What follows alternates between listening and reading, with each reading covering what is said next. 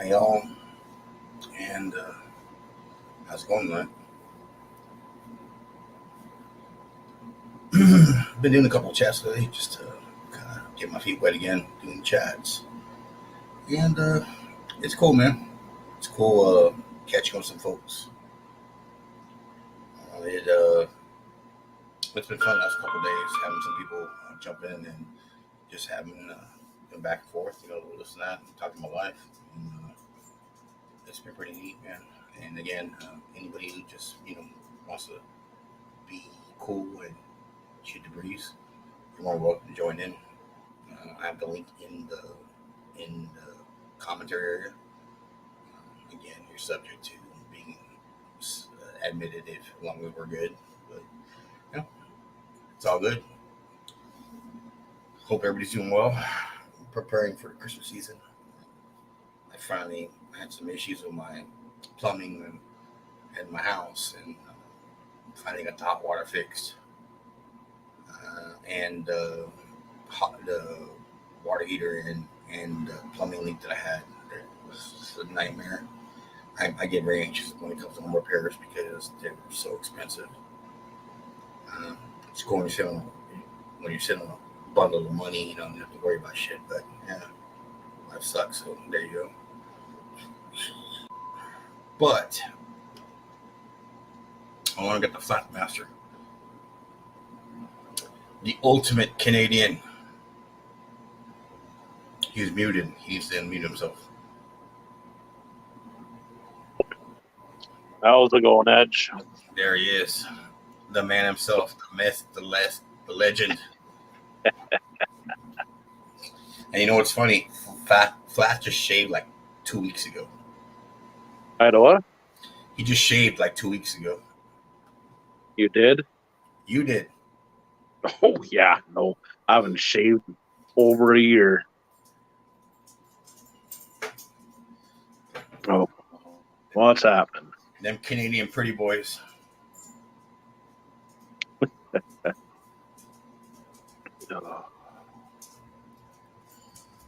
I saw a pretty cool video of your prime minister getting roasted, and what do they call it when they do their sessions? Is it Parliament? Oh, that guy's always getting roasted. Like this guy was like saying like how they gave like $20 million to do this and do that. And it accomplished nothing. And like, okay, the person responsible, please stand up. And he exits it, and like Trudeau stands up. Well, it's like this last gun grab that they're trying. It's going to cost billions of dollars to do that. What is there left to grab? They've pretty much taken everything but your rifles. They're after that too. Jesus. They're saying anything. I can't remember how many joules. I think it's like 92,000 joules, 9,200 joules or something of power. That's center fire or rim fire. It's prohibited. So that's virtually every single firearm out there. See, I'm of the opinion if you're gonna do that, then do like in England or Great Britain, where the bobbies, the regular police officers, they don't even have guns; they have like a nightstick. If you're gonna do that, to the RCMP, whatever, to start carrying nightsticks. Well, like my thought is, if they want to ban firearms, then you know what? As soon as the police and as soon as the military has their force taken away, then I'll be more than happy to hand in mine. But until then, no. No, not at all. I mean, you bought that Chris rifle, that 45, and yeah, that Chris Victor cost me, what was it, $2,200? Yeah. My fucking DPMS Bull Sweet 16 AR, that was $1,800 before I did all my modifications. After my modifications, I think it's somewhere around $3,200. If the RCMP offer a buyback, they're not going to offer me that money. No, and then you got to pin your. You have to go and pay somebody or do it yourself to pin your magazines to 5 rounds. No. As soon as they come into Canada, they're pinned. Yeah, that's what I'm saying. Though, nevertheless, you have 5 rounds. So I'm like, okay, Yeah, you know, it's yeah. a year or. I went to a hunting trip not too long ago in first week, first week of November, and we didn't hunt shit. We were just drinking beers, getting stupid, but we went on a scout trip on the Polaris, and then I got back and I was like, "Fuck it, I'm gonna dump a mag." 30 rounds of glory. It's funny. I'm on a pipeline job right now, and there's a guy. I think he's from East Texas somewhere, and he's like, "Oh man, I'd give anything to move to Canada." I'm like, "You know what? I'll be more than happy to switch places with you." I mean, there are perks to Canada. Don't get me wrong. It's not this, but the problem is all these governments, especially even ours, is trying to be popular and trying to go with the trends. And like government was never trendy; it was absolute. So when you go trendy, then where does it end? Because I understand like in Canada, if you mispronoun or whatever a transgender person, that's a crime. Yeah. Wow. Like right now, our new premier of Alberta, she introduced the Alberta Sovereignty Act. I haven't read what's in it yet or anything like that, so I don't know exactly what it's about. But from what I understand, it says that the Alberta government has the right to refuse any law that the federal government implements. Best thing I ever bought. What is that, fly swatter? Backtrack. Back scratcher. How's the little boy doing? Getting big? Oh, guy, the kid's a weed. Is he fixing to whoop your ass already? Eh? Is he fixing to whoop your ass already? Oh, he's getting there. He's what, 3.5 feet tall and just a little tornado. What's up to you? I said turkey sandwich, Dad. Yeah, no, what was it? Was it yesterday or Monday? I guess he got into a fist fight with one of his fellow classmates. How long did that last? Well, he's the one that got kicked out, so I'm thinking he won. You're like, Mr. Flashmaster, can you please talk to your son about his anger issues? Anger issues. Well, the thing is, I wasn't there, so I don't know who started it, and the teachers won't say, so I don't know if he started it or finished it, or both.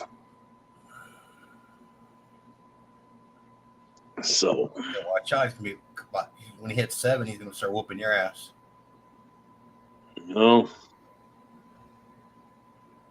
He's still got a couple to grow before he can get to me. Is he a mama's boy? Oh, yeah. Oh, dang. Shoot. Yeah, but as soon as daddy's home, he's just all over me. See, my experience with kids when they're little is they never want anything to do with you until you're on the phone. You're like trying to pay a bill or solve some insurance problem that you got, and they're like, okay, not right now. I'm really, really busy. Yeah. Then they're like, oh, not right now, you little shit. I have to get this done. From my experience, little kids are just like cats. They don't want nothing to do with you until you're occupied with something else. I don't own any cats, but I got a big ass dog. Yeah. Oh. Hey, Rod, Vintage. If you want in, man, just click on that link and we'll let you in as long as you're legit. Good to hear from you, man. But yeah, I'm just gonna start doing chats a little more. Just kick it. I mean, they demonetized me, so I had monetization, and I have a million views, over a million views, and this and that. But no, I need 4,000 hours of views within 12 months to get my monetization back. So, and I got like $60 part in my AdSense account in Google. Just sitting there, it's never going to go anywhere to $800 again. So you should go check out Rumble. Yeah, I'm kind of getting into it. Like I said, I did some cooking videos because gun videos don't. I mean, okay, I'm not about revenue, mind you, but when you make the time to make a video, it's a lot of time. Like when I used to make those holster videos and such and this and that, it's a lot of time and effort. And by the time I'm done, I probably got about 20 hours into it. Yeah. And okay, 20 hours. So you want to see a little bit of revenue, because obviously I'm not getting paid by the person that sent me the deal. Now people get all kinds of money from people paying them to do reviews. But I'm just like, okay, so I'll just transfer to some other platform. And I imagine people like, Wedge, if I want to watch somebody cook, I'll watch my mom. I'm not going to watch your shit. Let Rod in here. Oh, Rod. I'm a Rod. He's another Canuck. Yeah, no, like my experience with YouTube was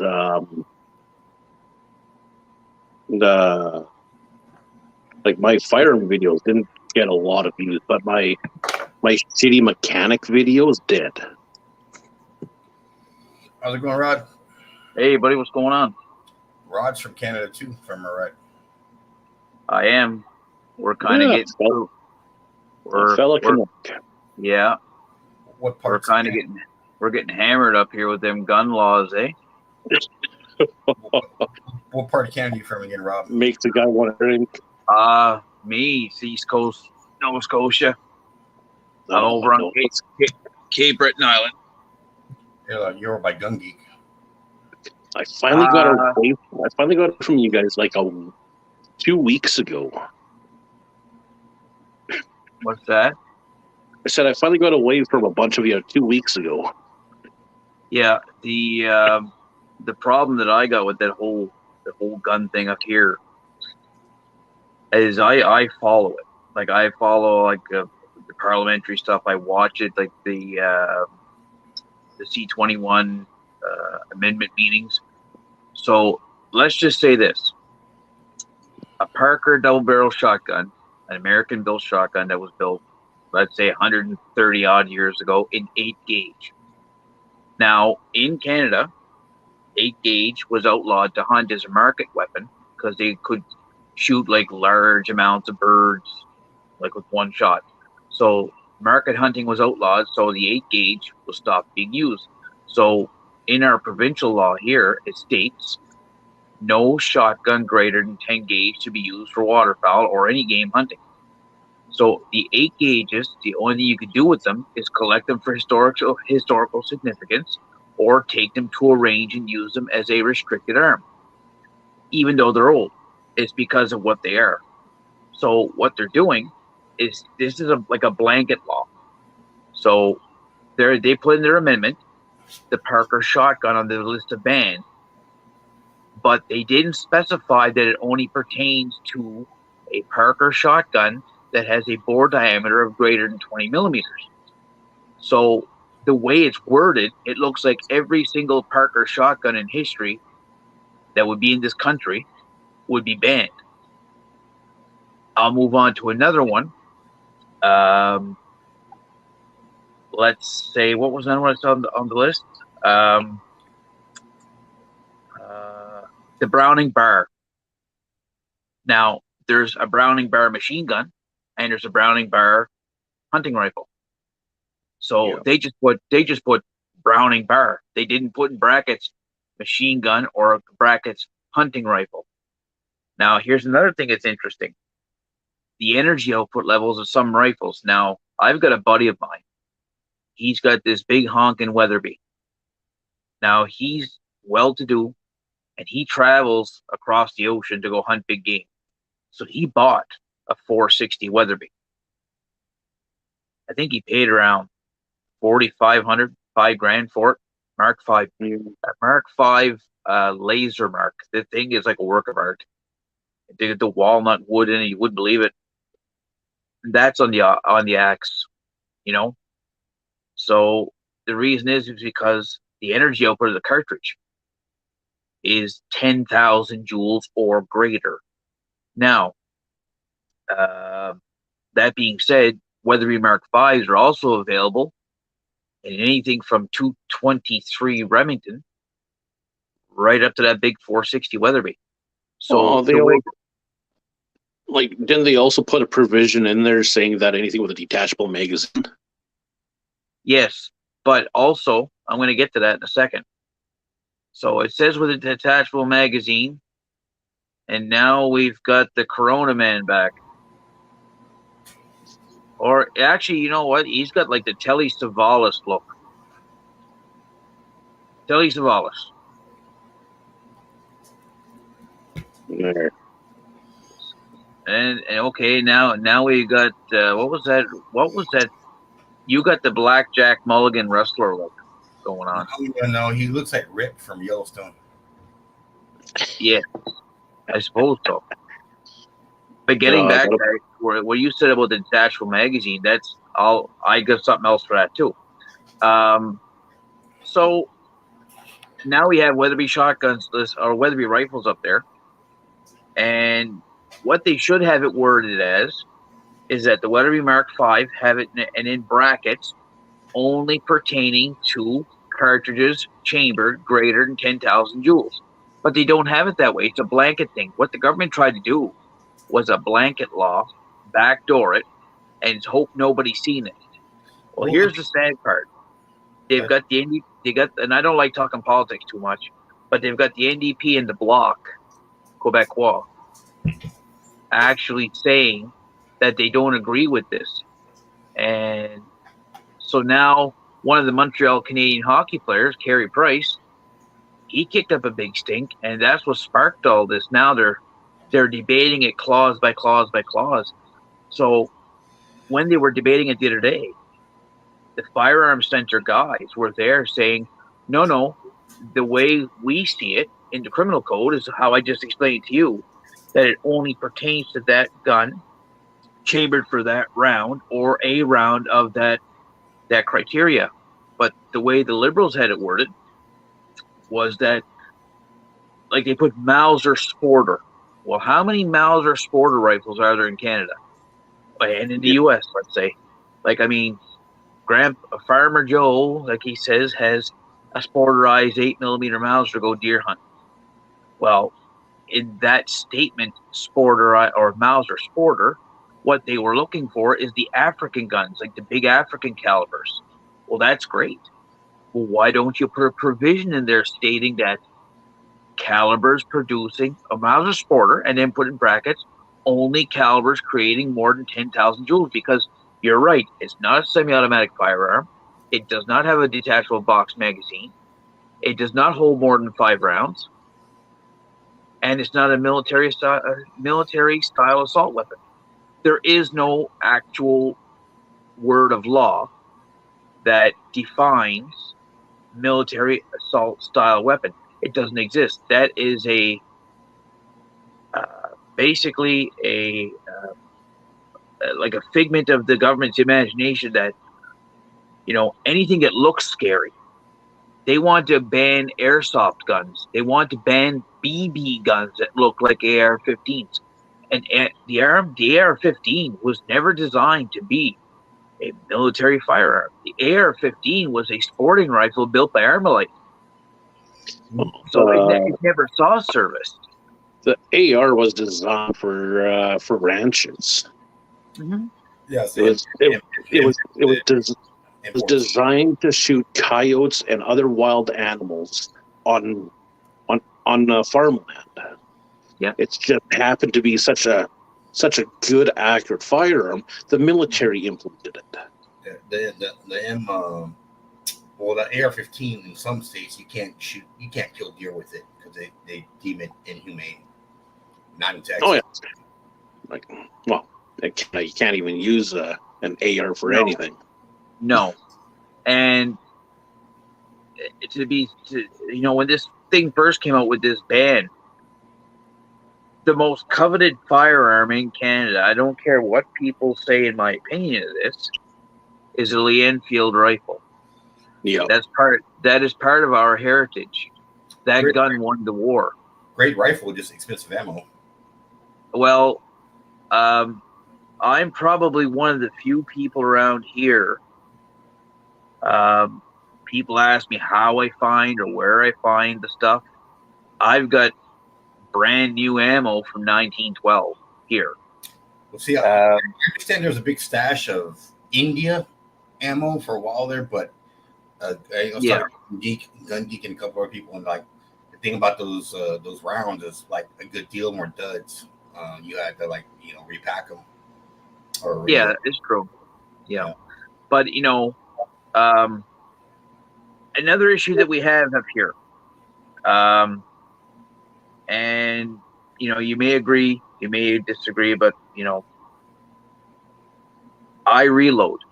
Now the other day, I went to a gun shop.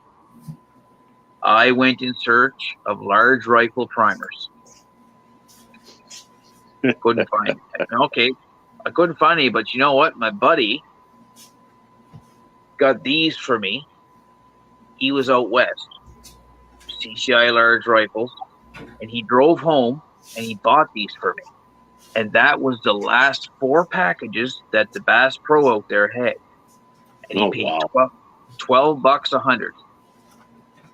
I could probably sell those for $50 a package right now. No word of a lie. And now I went and I bought a 5-pound box of triple odd buck for my old shot shells. Edge knows me and my old shotguns. I mean, that's a given. That's my favorite thing in the world, double barrel shotgun. And I load black powder, I load buckshot, I load standard like lead shot. A 5-pound box of Hornady 000 buck. 2 little bags, 2.5 pound each in a box. $56. I bought 400 shotgun primers, 100 in each package, $10 a pack. I bought a 25-pound bag of number 5 lead, cost me $80.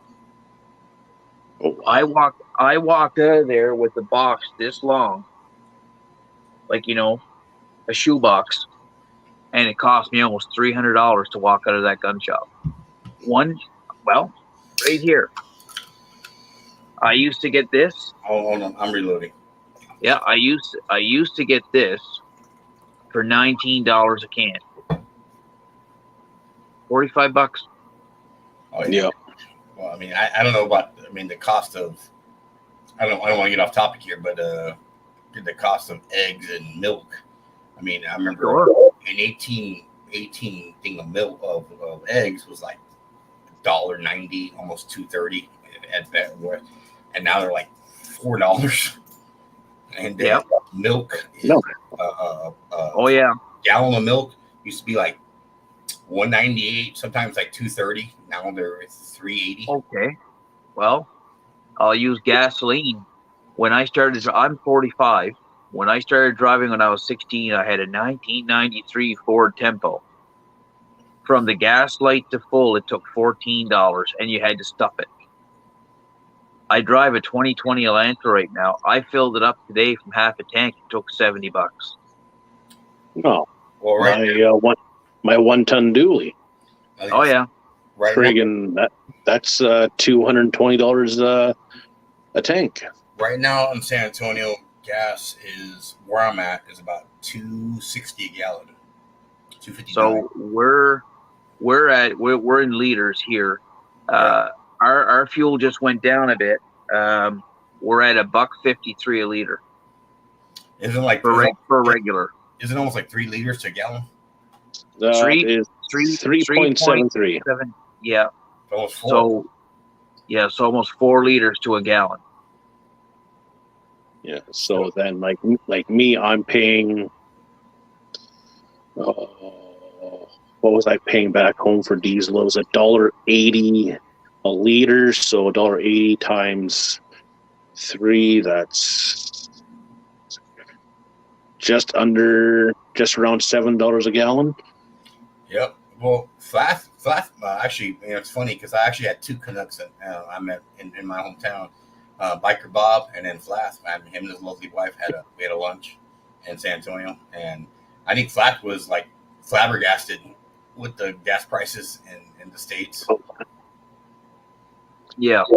Like it was costing me like 50. It was costing me like, it was like $45-$50 to fuel up my truck. Yep. Back home, it was like, it was damn near 100, because that was back in 2016. Yeah. That was one of my awesome things, man. All the things I met, all the people on YouTube and the gun channel stuff, is kicking it with Flath and his wife. And I took him out to a nice restaurant that we went to, and Chinese, very authentic Chinese restaurant, and well, just for instance, a few friends and I went out to eat the other day. We went to a Chinese place, local, and I mean the food's great, but with COVID and after that, they really had to put their price of stuff up because, of course, the rise of the cost of food and paying workers and whatever. Yeah. So what normally would have cost three of us $60 to eat cost us $90. And as we each had a beer and we each had our meals and whatever. It's about $90. So it went up like a third. That's why I'm not a big fan. Like I used to love like getting away from work and like taking an hour at lunch, go eating with some friends or coworkers and having a meal. But now the problem is here in Texas, San Antonio, is that it costs more. Your service sucks, and I understand why. They don't have people, and their food is usually not as good as it used to be, and it just goes on and on. So I like, you could tell me right now, hey Edge, we're gonna go out to eat tomorrow. It's on me. Where we're gonna go? And I'd be like, yeah. Because I know what places are really good, but for the money, I don't get excited. That's why I like coming home, and I live like 3 miles away from my office that I work for, and I just come home and heat myself up some chili or make a sandwich or make a meal, because I control the ingredients. I know what I'm eating, and it's still not inexpensive, but it's a lot less expensive than going out to eat. I just don't get enamored about going out to eat anymore. It just doesn't really do anything for me. You really have, I have to get excited about it, and I don't. Yeah. It's going to be interesting up here, once, I seen in the, on an article that they're projecting another election here to come up in the spring. If they do that this time, I personally don't think you'll see a liberal government in this country again. I think they'll just get ousted. I mean, in my opinion, I don't believe you. I do not believe you, because this nation has been so brainwashed and we are so corrupt now. Yeah. The odds of us seeing a center or right government are probably going to be slim. I was going to say, I don't have a dog in this fight because you guys are in Canada, but they keep voting in these pricks that are decimating your country as far as its liberties, rights, and ability to function. That I don't know, because it's all about the better end of helping the people that don't they go without. I'm like, well, how come I have to show up to work every day, bust my ass, do what I got to do to make my freaking money, but these people don't have to lift a freaking finger to claim all this help. And I agree with that, because the politicians don't face the hardships because they've got expense accounts, they live in pre-house places, they've got services offered to them and expense accounts that we don't have access to. Yeah, because they've got butlers, they got nannies, they've got whatever. And they live high on the hog. and why everybody else has to deal with the reality of all their policies and laws that they pass that doesn't help the country for the most part. I mean, No, Canada, I I understand, is a beautiful country with lots of, like Mexico. Mexico is a beautiful country, but it's plagued with corruption. And but excuse me. I think what happened in Ottawa, I think they got a taste of, it's not dissent. I think they've got a taste of the possibility if something was to happen, the trouble they'd be in. Because you got to think, if they couldn't handle what happened in one city, imagine if the whole, if like if an uproar took right across the country, they just don't have the manpower to deal with it. You're talking about the truck drivers revolt. That's right. They got scared. That's why if you paid attention, like online or whatever, you seen all this commission and all that stuff. I mean, there was nothing proven to justify what they did. But it's going to be interesting to see what comes out of it. I like it was one hell of a movement, but I don't think anything is going to come out of it. Because Well, it's that, but my honest opinion, there'd have to be a founding party to start a revolution to get rid of the corruption of the liberal government that is.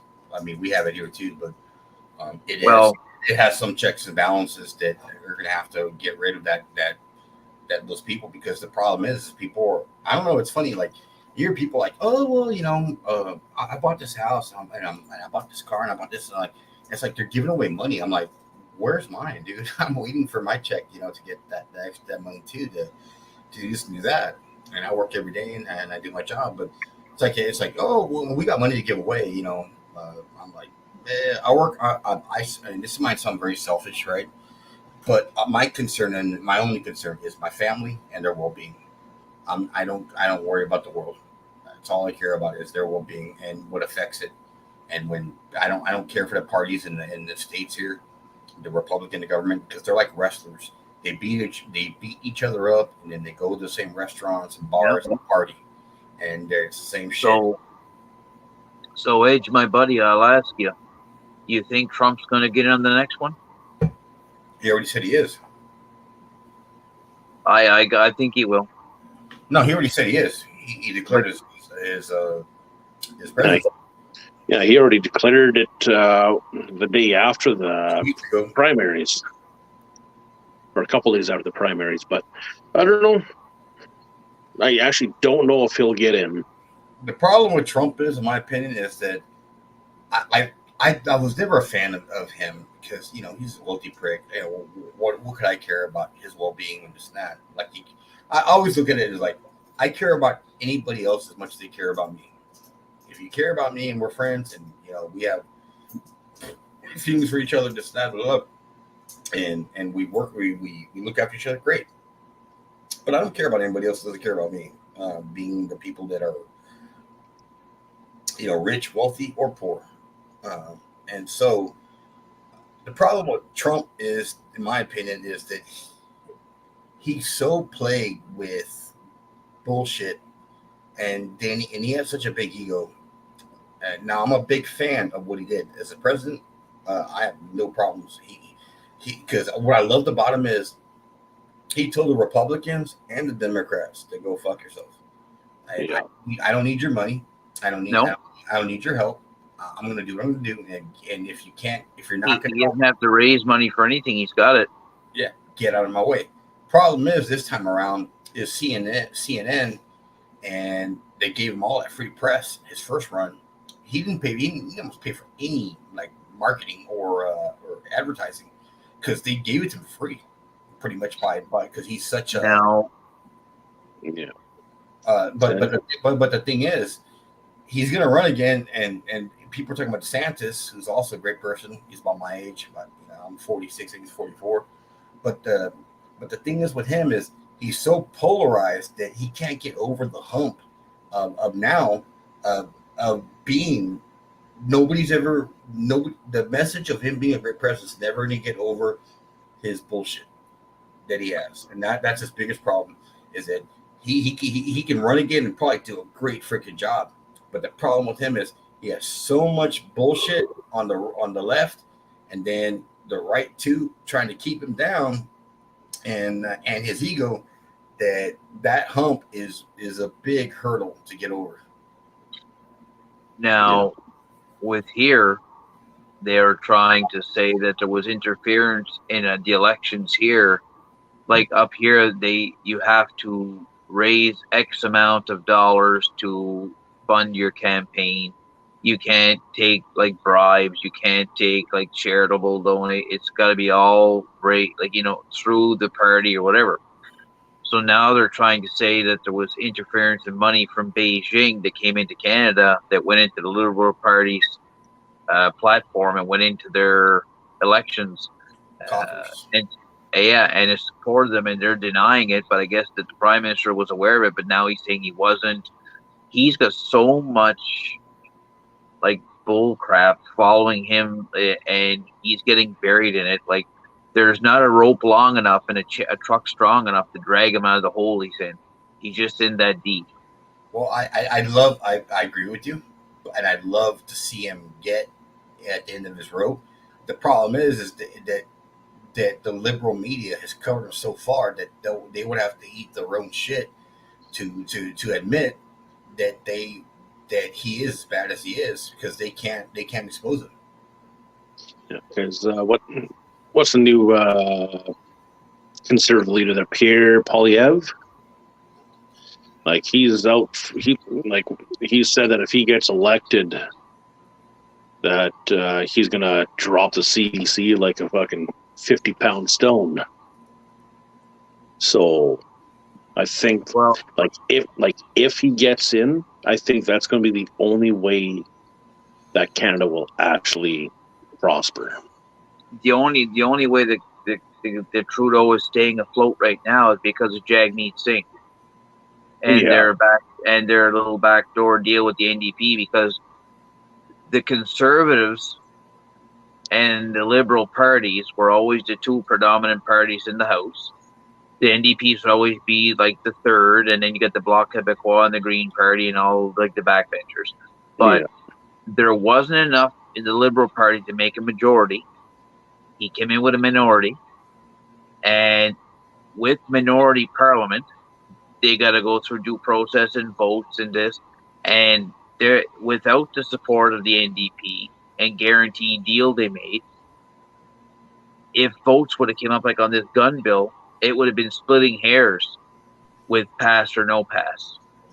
But now what scares them is that there's actually liberal backbenchers, like from other out, like there was one today, the Yukon MLA or the MP for the Liberals. He's not in support of the gun law or thing. No, he's not in support of it at all. There's NDP guys that are in support of some aspects, but they won't vote positively on it because the wording is too vague. And that's what I was saying, like, you know, there's no definitions of what's prohibited and what's not. It's like Mauser Sporter. Well, there's a million Mauser Sporters, so are they all banned? Or Ruger number 1 now. It falls in the category because Ruger did chamber the number 1 in 460 Weatherby. It was available. I think it was only for a couple of years. So they put the Ruger number 1 in there, a single shot rifle. So they consider that in the energy thing. So when it went to the committee meeting, they said, well, why is the Ruger number 1 there? And the guy from the firearm said, because of the rule of 10,000 joules or greater the cartridge creates. So he said, okay. So where does it say that in your thing? Oh, well, it says it in the criminal code. He said, no. He said, where does it say it in Bill C-21? It doesn't. It just says Ruger number 1. So does that mean every Ruger number 1 chambered from 22 Hornet all the way up to 460 Weatherby are now banned? Technically, it does. According to the criminal code, it doesn't. So So if you went to court on a, who do you believe, the criminal code or the liberal law? They're trying to trump the Canadian Bill of Rights and the Charter and everything and the criminal code with their own legislation. Basically, they're trying to rewrite the law. Yeah. Well, And it's it's just like 3 years ago when they first introduced the first round of this crap, that anything over is anything over 50 caliber they were trying to say was prohibited, and a 12 gauge is like 51 or something like that. a muzzle loader. Yeah, a flintlock, like. I know. It's vague. There's no what they need is definitions. So, like I said, example would be the Ruger number 1. They would say, okay, Ruger number 1, it would be listed, and then in parentheses on the side, only pertaining to said cartridges creating more than 10,000 joules. How simple is that to put in there? But to the liberal, Well, that's the thing. Fucking the liberals will make anything as vague as possible, and they'll let their opposition try to fight to narrow it to where it still ends up screwing us over. Well, let me ask Flat here, because Flat, worked in the fields. He's a leatherneck, whatever you want to call it, and for a good time there. When you're amongst your peers there, did most people agree with your mindset? I know. When you worked like in the fields, when you were doing your thing with the working on sites and Oh yeah, my pipeline job. Yeah, so the majority of folks you work with, were they your peers? Were they amongst did they have the same kind of ideology? Well, the thing is I'm union, so the union halls, they veer more left, but the grunts, the workers, they're more right. So it's half of one, half of the other, I guess. No, I got you. I just want to ask you because I remember you busted your ass for a long time, doing that kind of work. Yeah, no, like the guys that get their hands dirty think completely different than what the people pushers think. Yeah. Well, like I said, I drove truck for 16 years. I can't go back anymore. I got steel pins and plates in my shoulder, so I'm done. But I mean, so you're like an X-Men. What's that? You're like an X-Men now. I wish it's not bionic. There's no bionics in it. I'll tell you that. Well, if you're a Teamster or want to join the Teamsters, there's plenty of work here in BC, and you can drive bus and only work like maybe an hour a day and get paid for 12. Yeah, I heard something about that. But basically now, I'm pensioned off. So I basically it's till I'm 65, and then it takes over on whatnot. That being said, the only way that this country is going to get straightened away is if the Conservatives get their majority. They come in, repeal all these crap laws. You look at the last 2 years of COVID. I'm not talking about the gun laws. Look at the mental wellness of the people. People cooped up like chickens. I've got a friend that her kid has basically developed that his room is the way he stays away from germs. He won't go outside. He refuses to go to school. He washes his hands that many times a day because he's terrified of COVID, that he actually wore through his skin here, and he's got to wear a wrap around his hand to heal his skin back up. He was terrified that COVID was on him.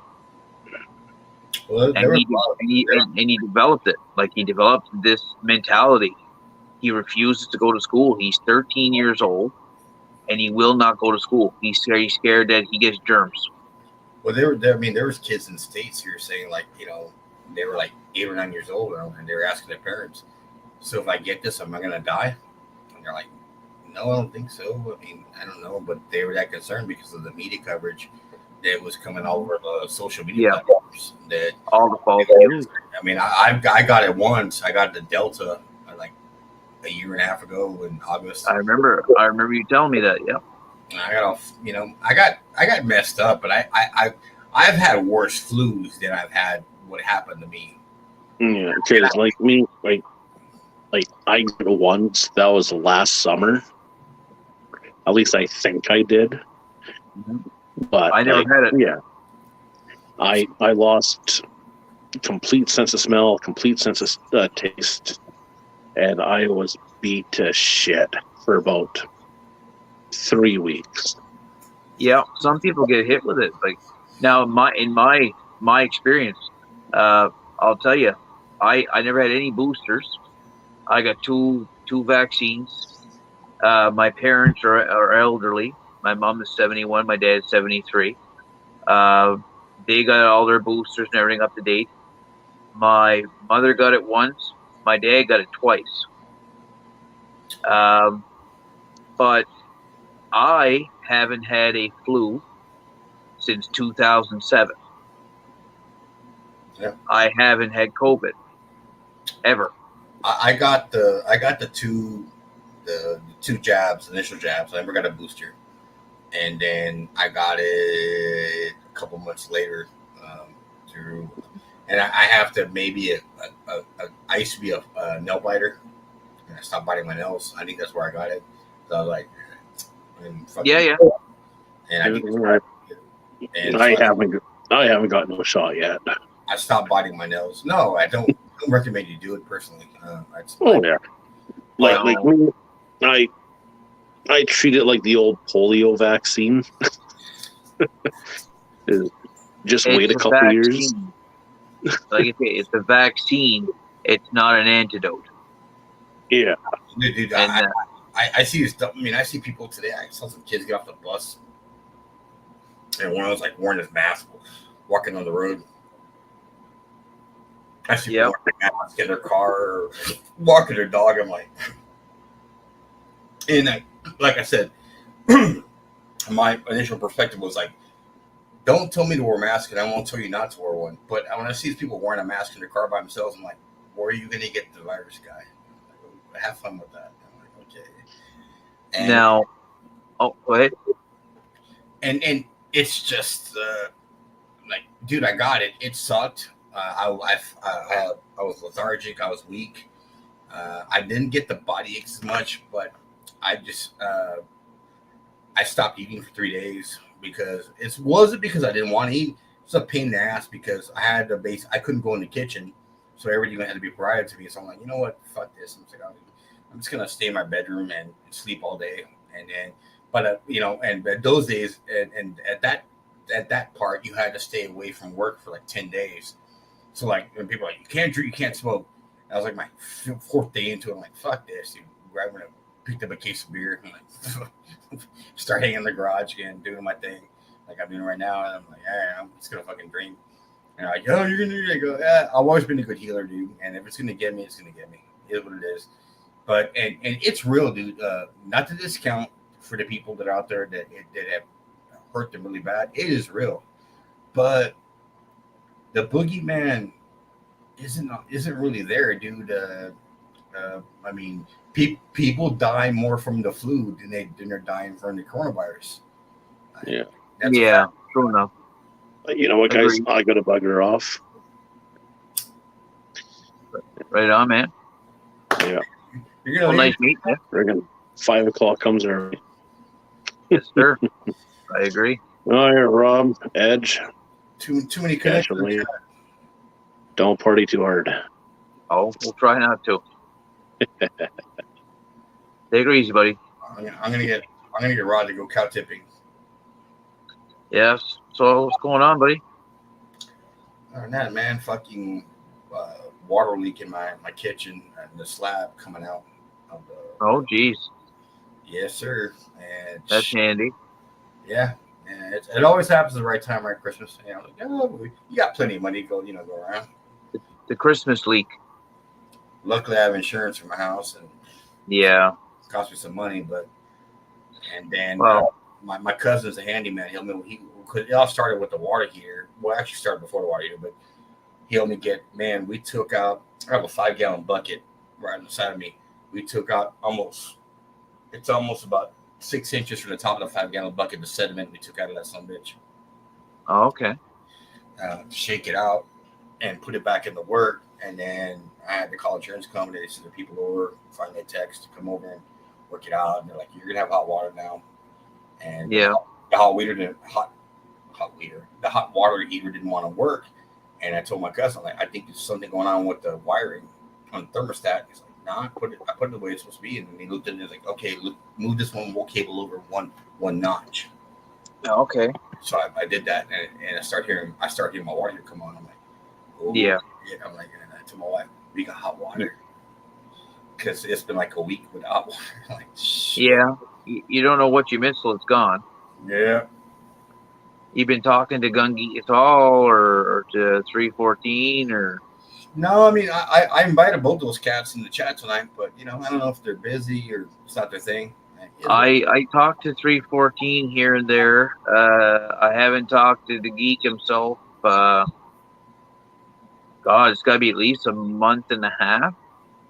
I don't know what's going on. If he maybe changed his work, or he hasn't got the time for it anymore, or whatnot. But then the boys were talking about what was happening to Koba. I don't you remember him?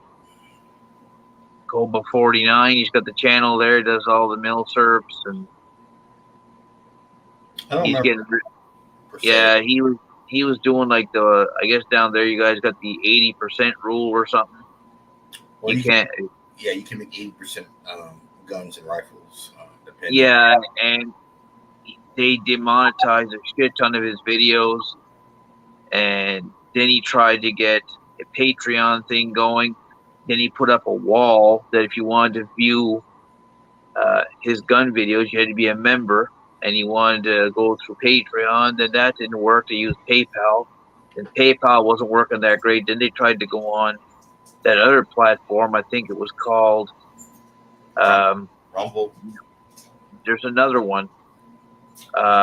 Rumble's one of them, but I'm trying to think what it was. But anyway, it was just a major disaster because people couldn't join in. They were paying to see his videos, but the videos wouldn't upload. There was an issue with it. Yeah. And so a lot of people paid him for nothing. So then he went back to YouTube, started making videos, and they nailed him again. Then they put him on a ban. Mm-hmm. And he was gone for like a month. So he was losing revenue, losing this, losing that.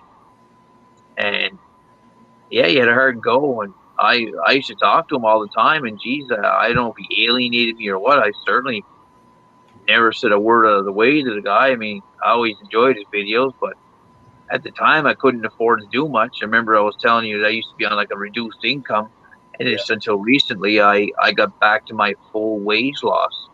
So I mean, my income like went 4 times over. Yeah. So now you're swimming in the cash. No, not swimming, but at least now I can keep this above water. I got you. I feel you, man. It's I mean, in Spanish the other day, I was looking up at the stars and I was saying, Yahweh, parole. I'm basically saying, like, stop it. I'm good. Because I'm not a great guy. I'm not an awesome guy. But I'm not the worst person to pick on. I'm sure there's other bad mofos to go and rain on them. Why are you picking on me? What did I do to you? I'm like, that's right. Give me enough. Give me a ladder so I don't fall off the rope. No, like I try and do a few videos here and there, but the problem we have here is our internet connection is so slow. There's supposed to be some high-speed internet coming to our area, better quality. I love my Google Fiber. I get 1,000 up, 1,000 down. What is it? 1,000 up, 1,000 down. What is that? You're uploading down? Yeah, for $70 a month. My my upload speed here is less than 1 MPS, Good lord. and a download speed on a good day is upwards around 5.5 to 6. If I go to Port Hawkesbury in town here, they've got the LTE Plus. It shows up on my cell phone if I do a speed test. It goes up to about I think 80 MPS download and 36 upload. I'm So surprised you can even participate in broadcast with that speed. if this sometimes with this, just doing this, let's say if there was anybody else in the house using a device, I would probably be getting booted out, or it would be diminished quality or whatever. If I was to try and upload a video right now, like say if I did like a 4 or 5 minute video on one of my guns, if I uploaded it to the internet here, it would take me 8 hours. If I go down the street to my uncle's place where he's got a different form of internet, he's got his cable TV and his internet providers together. It's called Eastlink. If I go down to my uncle's and I'm sitting in his living room having a beer with him or something, I can upload that video in like 10 minutes. We'll see a 10-minute video. I can probably upload it in 2 minutes, less than 2 minutes. Can't do it. Well, I'm lucky that San Antonio was one of the select companies to have Google Fiber, because they're only doing select cities and then trying to branch out. But it's $70 bucks, but and they even have a 2 gig service if you want to pay $100. It's 2 gigs up and down if you want to pay $100. Yep. There's Skylink here, like an Elon Musk thing there, but it's quite a cost. It's like $1,200 up front, and then it's the setup that's costing. And I think afterwards it's affordable, but I mean it's like super mega fast, like it's insanely fast. Well, what I've heard about his setup is, or the Skylink, whatever, is it does really good like YouTube videos. Like you can watch YouTube videos without having buffering all the time. But once you apply any load to it, like you're uploading, or it's really good. It's really good streaming, but everything else it kind of dogs. That's the synopsis of people complaining, people registering their experiences with that service. Yeah. So anybody else ever join? Like I don't see you don't come on that much. I kind of took a break, man. I don't do live. I mean, one of my things a long time ago, I said, because I used to do a bunch of let's call Edge, Gun Chat Gumbo videos, and then for a while there, people are like, it wasn't popular to do chats, and then now that vlogging is the shit, people you gotta do chats now, and I just didn't do them because I didn't want to be known to be a vlog or a chat. I wanted my content to represent itself with the gun stuff. So I kind of stayed away from it. And all my old gun chats, I took them off being public. And because I wanted to emphasize, the content of the channel, not these gun chats. So recently I'm just like, you know what? I'm bored. I got time to kick it. So if people want to shoot the shit and shoot the breeze and have an honest conversation about, current events and, what's affecting them. Absolutely. I wouldn't mind having that conversation and this and that. I know Gun Geek, he's very eccentric. Yeah, he's very well at his knowledge of history and classic guns and gun history. And so is Sean from 314, and this and that. And they're awesome channels, man. But I do like to kick their I have the option when I turn this on, is I can just have it on and we can just chit chat privately. Yep. That's what Gun Geek does, and I can choose to make it a live stream. But I think that's what he does, because he does this kicking with Sean and the way they communicate, and that's cool, man. Yeah, like I said, I talk to I'll message Sean, and through Facebook, whatever, and I do it with Scott too. But what he done is that he took his Facebook and kind of it was like it's still you're listed as a contact, but I think like on the chat end of things, like the messenger's not active. Yeah. But it's not just for one person; it's for everybody type deal. Yeah. So I'm thinking he's busy with work, or maybe he's got other things on the go, or who knows. Let me go. Stop real quick. I'll be right back. Give me a sec. Yeah, sure.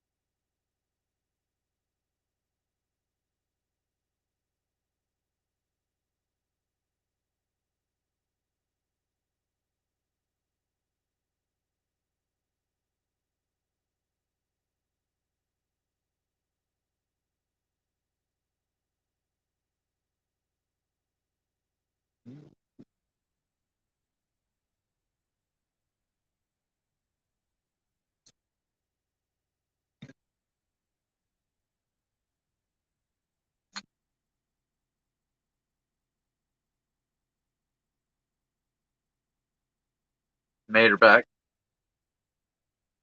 Yes, sir. So, if you mind switching topics here. So you're by Nova Scotia, right? You said. Well, Brent- Cape Breton Island is part of the province. We're separated by the Canso Causeway, so I have to cross the causeway to get to the mainland, which is Nova Scotia. But I'm on the Cape Breton Island. So I asked Gunky about where this conversation was like. Let me ask you this: say you get paid, right? You get your paycheck. You got paid full. Where is it you're gonna go treat yourself to go eat? Where and what are you gonna eat? You're gonna take the old lady out. Well, I'm talking to my ex old lady, so if I took her somewheres, she'd probably want to go for Chinese. I'd probably want to go for seafood. So What it's one of the two. What are the staples of like in your area? Because I've heard of like what is it that everything it's like a Toronto thing or they do the cheese curdles and gravy Oh, poutine. and everything. Yeah. Well, you can get that locally here. It's just basically French fries, or some people use like bought French fries. Some people actually make the fresh cut French fries and do it that way with the gravy and the melted cheese curds or whatnot. But there's another place that you can eat up here in the. It's popular in the malls and the food courts. It's called New York Fries, and they've got that's their specialty is making these poutines with different. Some of them got bacon, some of them got pulled pork. It's all different. all different variations, right? But the general idea is the fries with the cheese curds, and you can add things to it to your liking, I guess. If you had to pick like a national Canadian like dish that you grew up with, what would it be? Seafood chowder. Seafood chowder. Absolutely. We got a question from the chat. It says, "Hey guys, tracking down a tactical flashlight. Can only trade knives here, etc. Let me know." Yeah, I mean, I have mine, but what I got is what I got. I don't have anything to spare to throw at you. I used to, get all the shit thrown at me, to review, but it's kind of Now, see, I can't see your comment section. I don't know why, but it's the same way. If like when Scott and Sean and we talk, like you remember when like if I wasn't in the chat and I was just watching you guys talk, I could see the chat and the comments. But when I would join, if I go down here and press the chat, it'll boot me out. So yeah, because of your bandwidth probably. So what you have to do is, in your situation, you would have to go. Well, can you see the StreamYard chat? There's an option, and might be a chat option. You can see there on the bottom of my screen. There's mic, cam, chat, and then it shows 3 dots and it says more, and then the red X it says leave. Try chat. I've done it before, but we're gonna see what's gonna happen here. No, I got nothing. Okay, what I've done in the past because of my bandwidth is I will open up the same video on YouTube and mute the chat and then watch the comments. But yeah, man, it's cool, man. Thanks. He says, thanks, Drew, for talking about being interested, bro. Yeah, man. Whatever I can do, I try to help, man. But I'm not sitting on any flashlights that. I mean, I got one here that's pretty awesome. It's from what's this company called? It's an Amazon, not Amazon, but a company on Amazon that does these flashlights. And what's really cool, it has the head can pivot. Let's see here. It's not gonna do it right when I do it, but the head can pivot, and it does up to I think 2,000 lumens from right, and it has green and red as well. The only thing I like about this flashlight has the push, and it can recharge over USB deal. The only thing I like about it, it's called Micron. Okay. Manufacturer. The only thing I like about it is it has a push button deal that it's always hard to find. So like a bottom end. What's really cool is the bottom part is magnetized. Oh, okay. So like I can use like when you're working on your truck or whatever, pop it up there and pivot it, and or you're working on something else. The only thing is that the button for this flashlight is hard to find because it's on the shaft. So you do that. You can do green. You can do red. I still like the old mag lights. Well, I actually gave one to a friend of mine. Or I traded him for it, and again, big lumens here. My dad's got I forget what it's called, but it's a big aluminum flashlight. But they had them. I had the 4D had 4D batteries in it. Yeah, and you can crack his head open with that some bitch.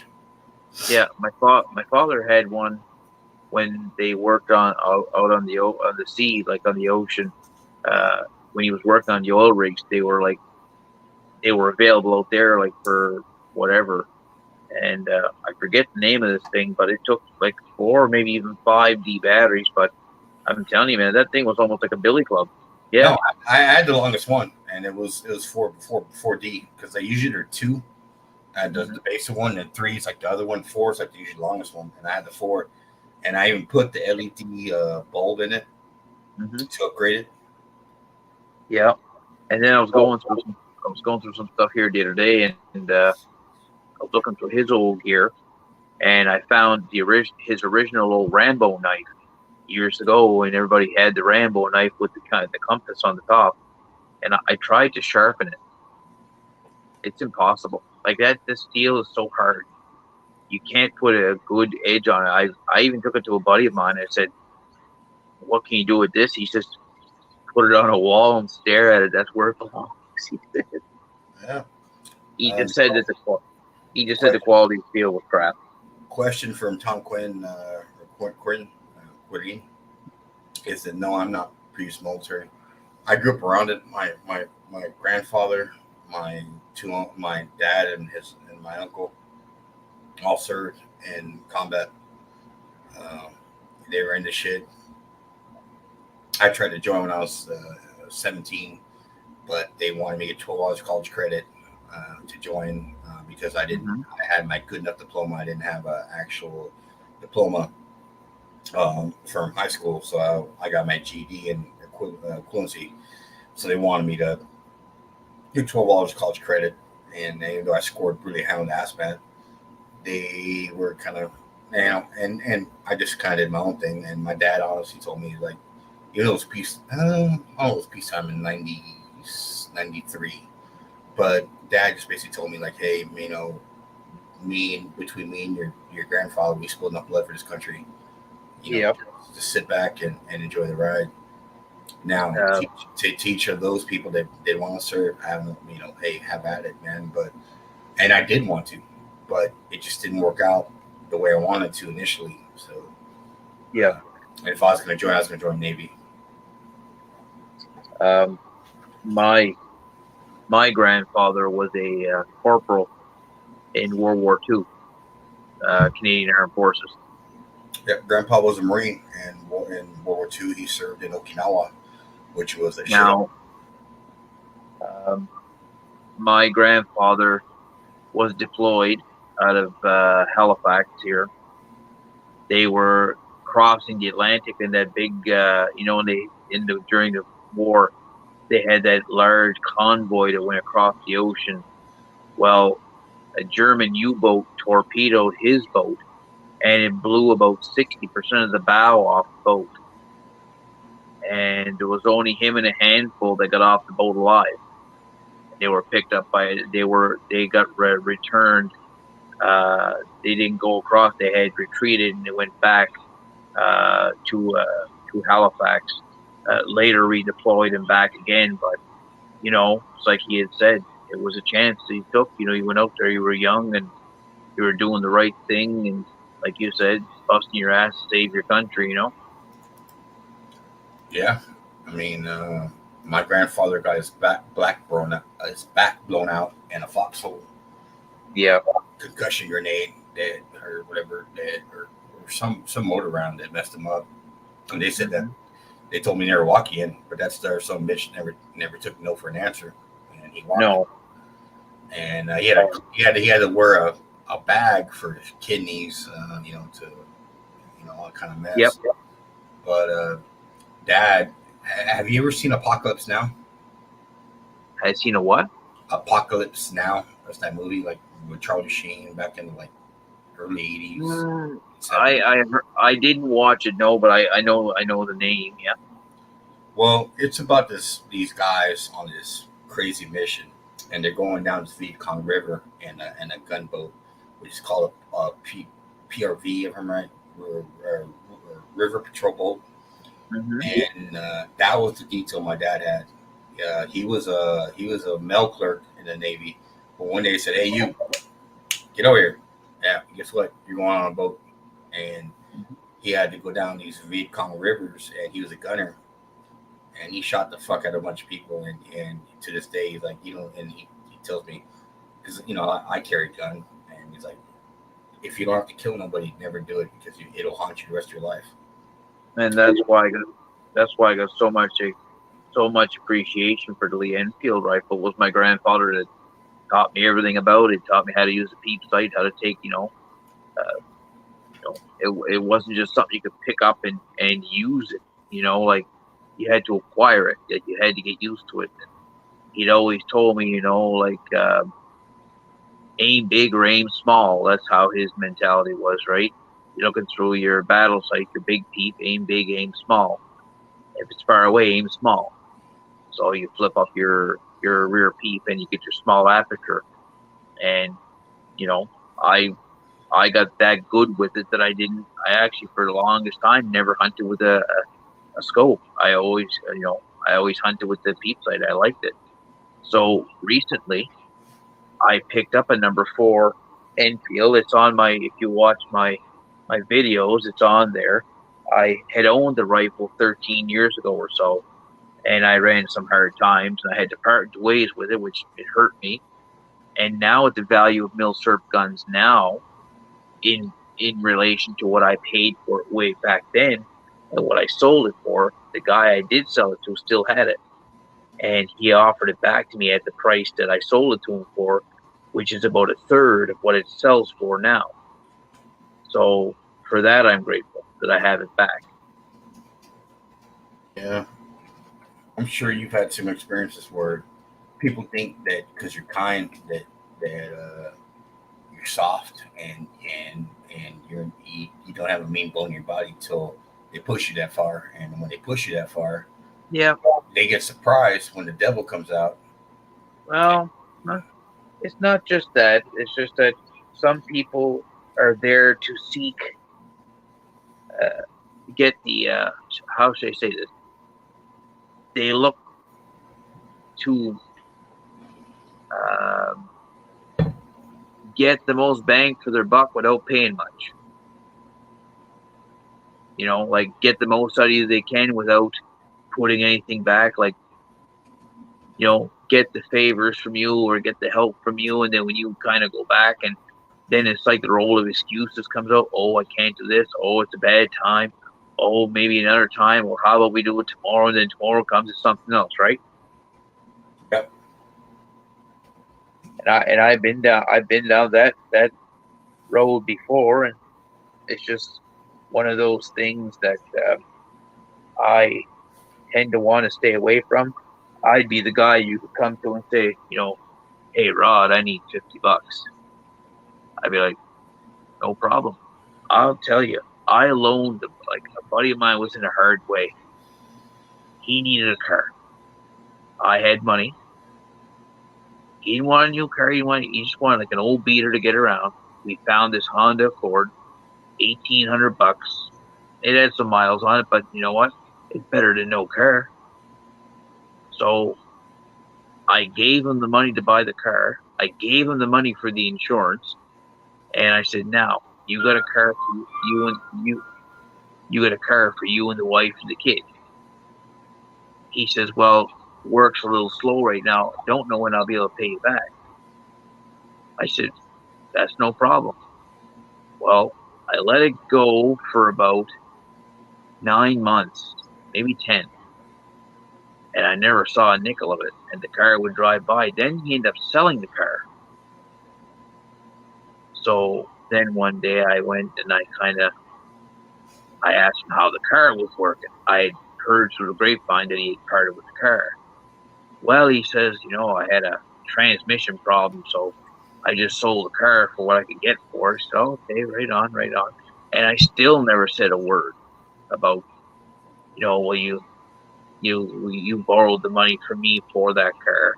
And I told him, I'll loan you that. I'm not paying to upkeep the car for you. That's your thing, right? And eventually he did come around, but it was pushed to the limits where I just about had to say, hey, how about that money? You know, and I didn't want to. And that's not my way. Like, if I borrowed $50 from you and I say, hey, Edge, I need $50, you're like, yeah, man, no problem. And like 3 months down the road, I meet you like 20 times and you bring up the $50 every time. And it's like, my bank account's froze. I can't get into it. Or, I missed a bunch of work. I didn't have to pay for it, whatever. And you know, it's gonna bug you. You know, you might not like boom blow up about it or whatever. But the next time it comes around that Rod goes, hey, they're just gonna say, "No, I can't help you." You know, you might say, "Oh, the hell with $50, $50," but it's kind of a precursor of what the future would bring if you asked again. You know what I mean? I get you. Yeah, for by all means. Yeah. I just one cat healed me. Like I gave him like 2 laptops because I'm an IT guy, and I gave him like 2 laptops. Like, hey, you got your people that want to buy cheap laptops, sell them. And he's like, I sold them, and they needed me like $300 for the laptops, and then he's like, and I'm like, hey, where's my money? He's like, oh, dude, I ran this problem, blah blah blah. I ran this problem. I go, great, just let me know you get my money. And then also he tells me like, hey, I got these MacBooks for sale. Do you want to buy one? I go, Yeah. I'm like, okay, no, I won't take your MacBook, but sell the MacBook, give me my $300, or give me the MacBook, and then Right. I'll give him money. Oh, I can't do that. I owe this guy money. I'm like, well, You owe me money. yeah, but like, get over it. And after that, like, you know what, dude, if you're gonna dick me around like that, and if I thought we were friends, and if you're gonna do me hard like that, do me dirty, you know what, have at it. Those $300 really hurt because I needed the money, but I know now not to do business with you again. So, have fun, and I hope those $300 was worth the relationship. And that's right. And it's mutual, right? It's like you help me, I help you. That's a mutual thing. And some people just don't see it as that. People just think that, well, I'm in a hard way. I'm going to see what I can get out of somebody and play the poor me card. You know what I mean? Yeah. I'm in that rut right now with that whole water stuff. Something about, luckily my sister, I got the insurance that's going to cover it, but I got to come with $1,000. So my sister's going to lend me the money, and then I got to pay her back when the tax return comes in. Well, I mean, that's the thing. You know who's got your back and who will stab you in your back. You know what I mean? Do you guys get tax returns in Canada? Yes, we do. Depending up here, there's a threshold you have to meet. It's called personal exemption. So what that is that there's a baseline to where if you make under the threshold, any taxes you pay in, you'd pretty much almost be guaranteed 90% of it back. It'd be like a student or part-time workers or seasonal workers or, people that make under a certain amount. But the general rule of thumb is if you make under 21,000, pretty much tax season, whatever you pay in, you can almost be sure, let's say if you paid in that year, I'll give an example, $2,000 in taxes. You'll probably get about $1,750 of it back. So let's say you make like $60K. Are you getting the money back? If you, let's say, had investments like RRSPs, GICs, mutual funds, or group insurances that you can use as a tax credit, right off, you may get something back, but it'll save you from paying in type deal. So you might break even, you know what I mean? Because I know a buddy of mine that works out west, like where the other fellow was working. He makes 6 digits a year. Yeah. And last year he got dinged. See, if you file your taxes in Alberta, their rate of taxation is much less than here. Mm. Our tax rate here for income tax is about 23%.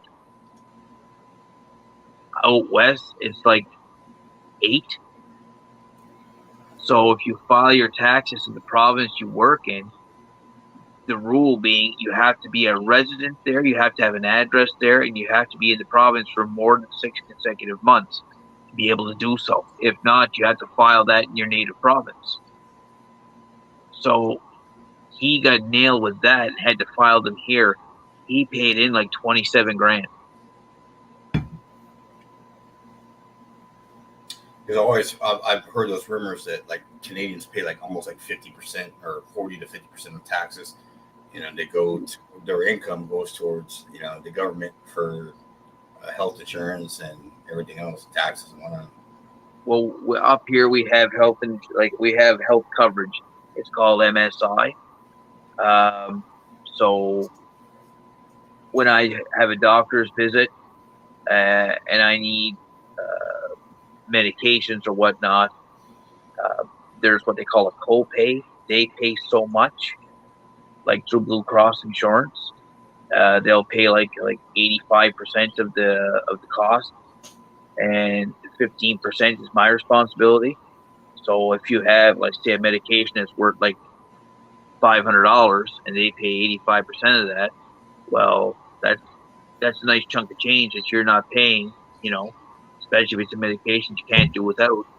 Now, where I'm kind of pensioned off, like, my medications are fully covered under my workplace insurance that I had. And that was with, because I was there for over 10 years, we had a special plan for people that were there that qualified for tenure, which is more than 10 years consecutive service. I was there for 16. So 100% of our medications are covered until we die. You again, it's very interesting, man. But switching topics, getting back to food. Have you ever had chicken fried steak? No, but I've watched videos. I've seen people. There was this guy, Man versus Food, Adam something. Yeah. And I love big old steak or whatever. Yeah, I like watching his videos. It's like Man versus Food, man wins. See, I was in a chat once where, like, there's a guy that used to be. He was a newfie, and I forget his name. And there was like a girl from Kentucky in the chat, and I asked him, like, because he usually catches his own food, right? Yep. So he catches his fish, and that's what he eats, and that's very, very awesome. You can catch and clean and make your own fish. Yep. And I asked him, like, have you ever chicken fried steak? He's like, what's that? And I just started describing to him. It's like a beef cube steak. It's pounded down, spread it out, and battered, and thrown in the fryer. And he's like, that sounds delicious. And the girl, the Alabama girl's like, you never had chicken fried steak? And I'm like, yeah. How do you know what it is? And I'm like, that's what I'm curious about. Canadians eat like do they have these kind of meals over there? Obviously, because they're different. I mean, obviously got burgers and.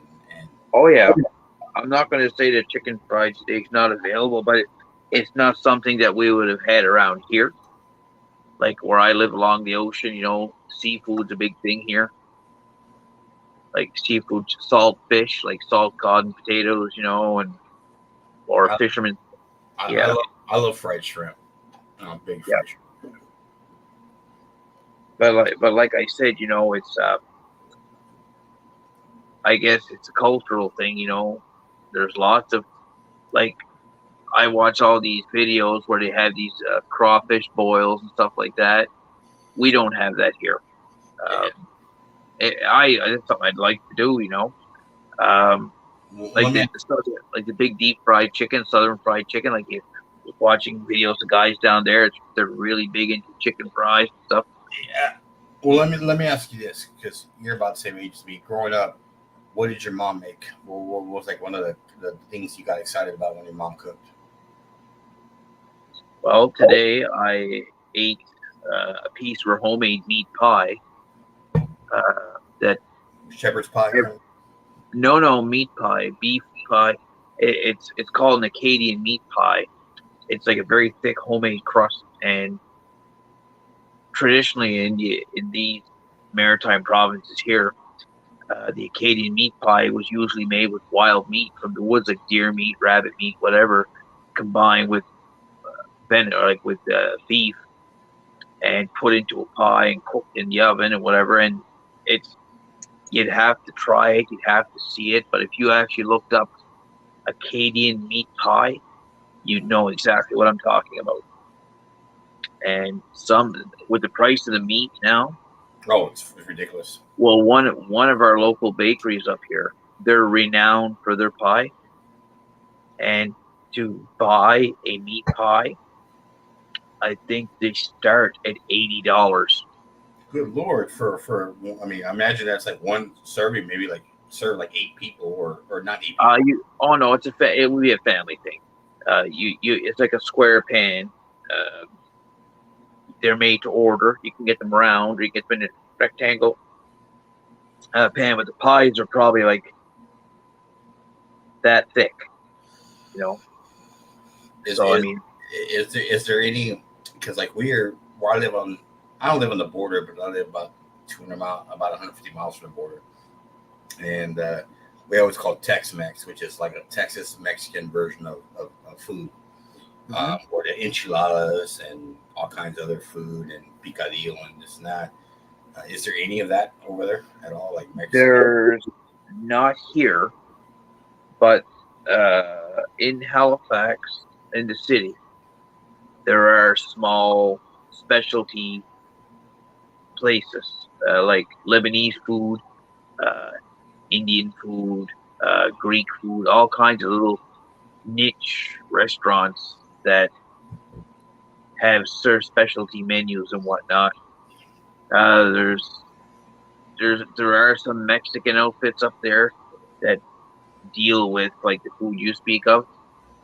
I personally haven't tried it, so I couldn't really say. But there are like Thai food's a big thing up here. A lot of people go for Thai food.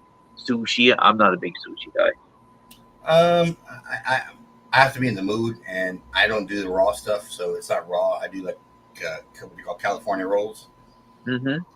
My daughter likes them a lot. Now, So what is traditional Canadian fare what do you mean?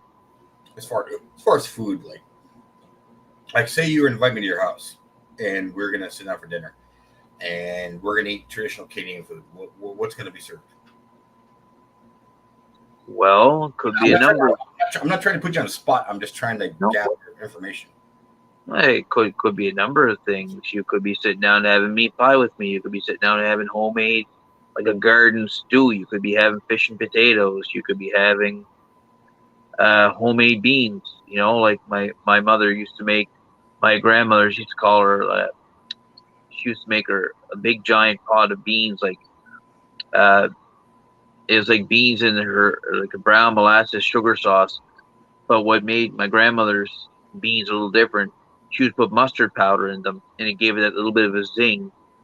And then she would take bacon strips, cut them up, and as just before like the beans were done, they take several hours to cook.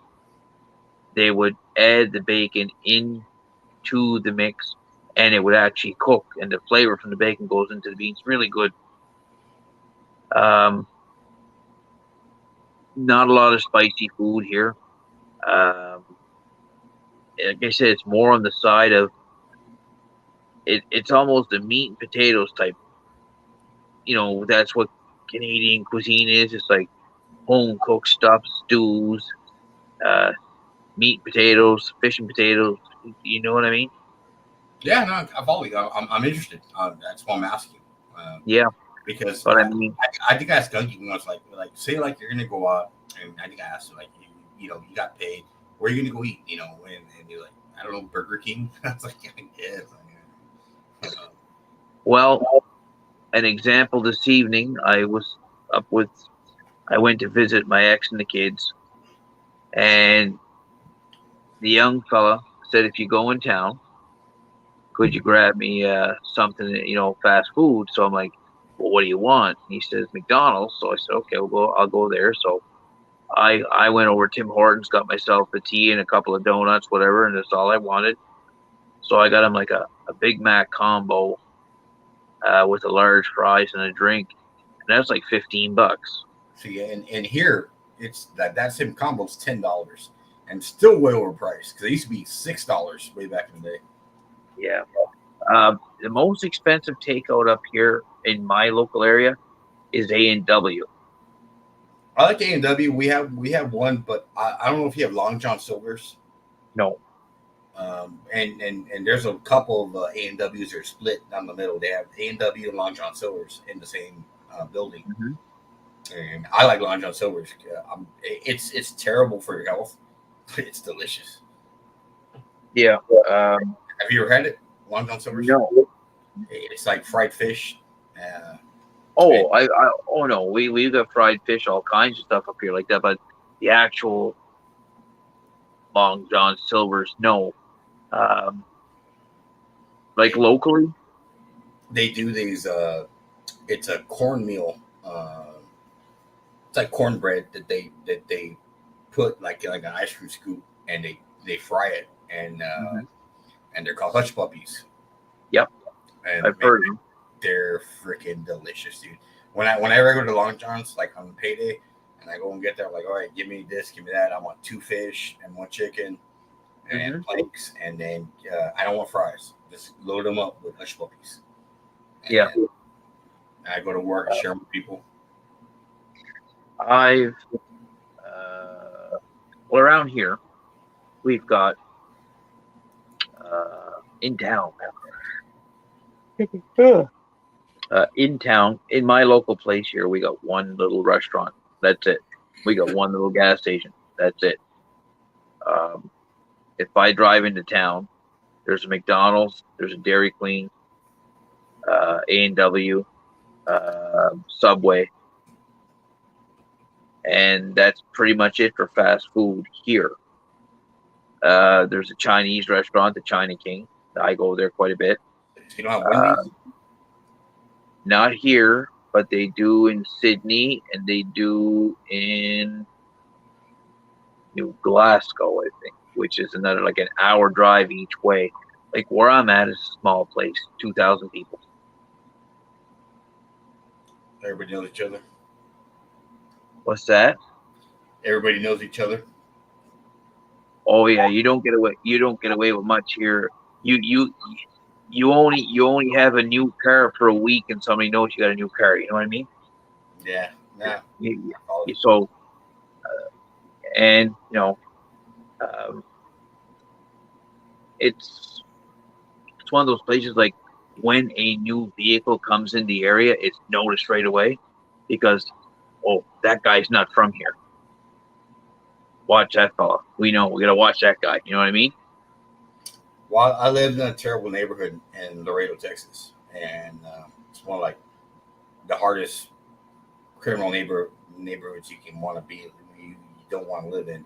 But I did live Yeah. there, and like you said, if like everybody kind of knows each other, so everybody knows each other's business, and all of a sudden somebody does something stupid and breaks into somebody's car or breaks somebody's house, and people are like who did this? I'm like, it wasn't us. It wasn't that person.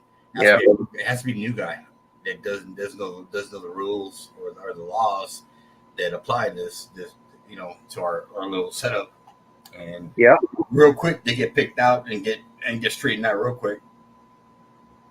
No, I agree. And like around here, they had like a little crime ring that was going on around here, and it didn't take long for people to really notice, you know, what was going on, where these guys were coming from, whatever, and apprehending them. You know, like I mean, that the law enforcement around here depends a lot on local intel or local, not to snitch, but you know, like the neighborhood watch thing is a big thing around here, right?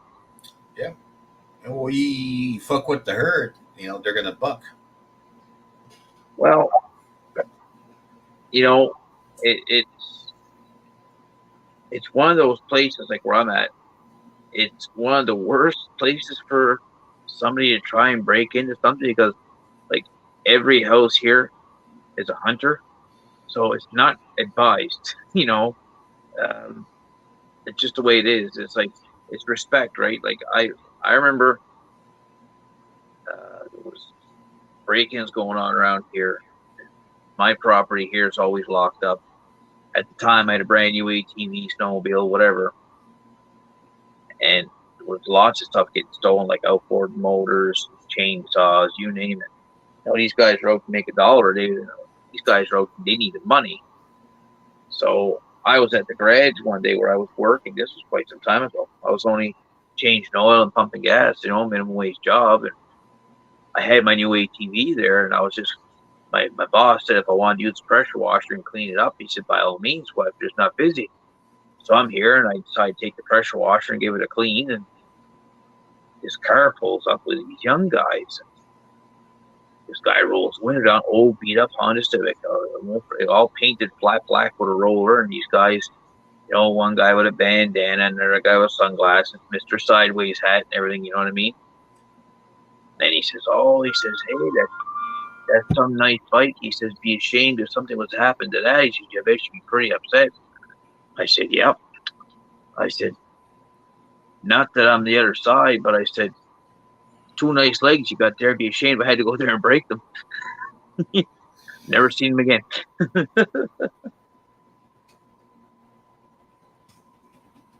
It's like I said, the world's not what it used to be.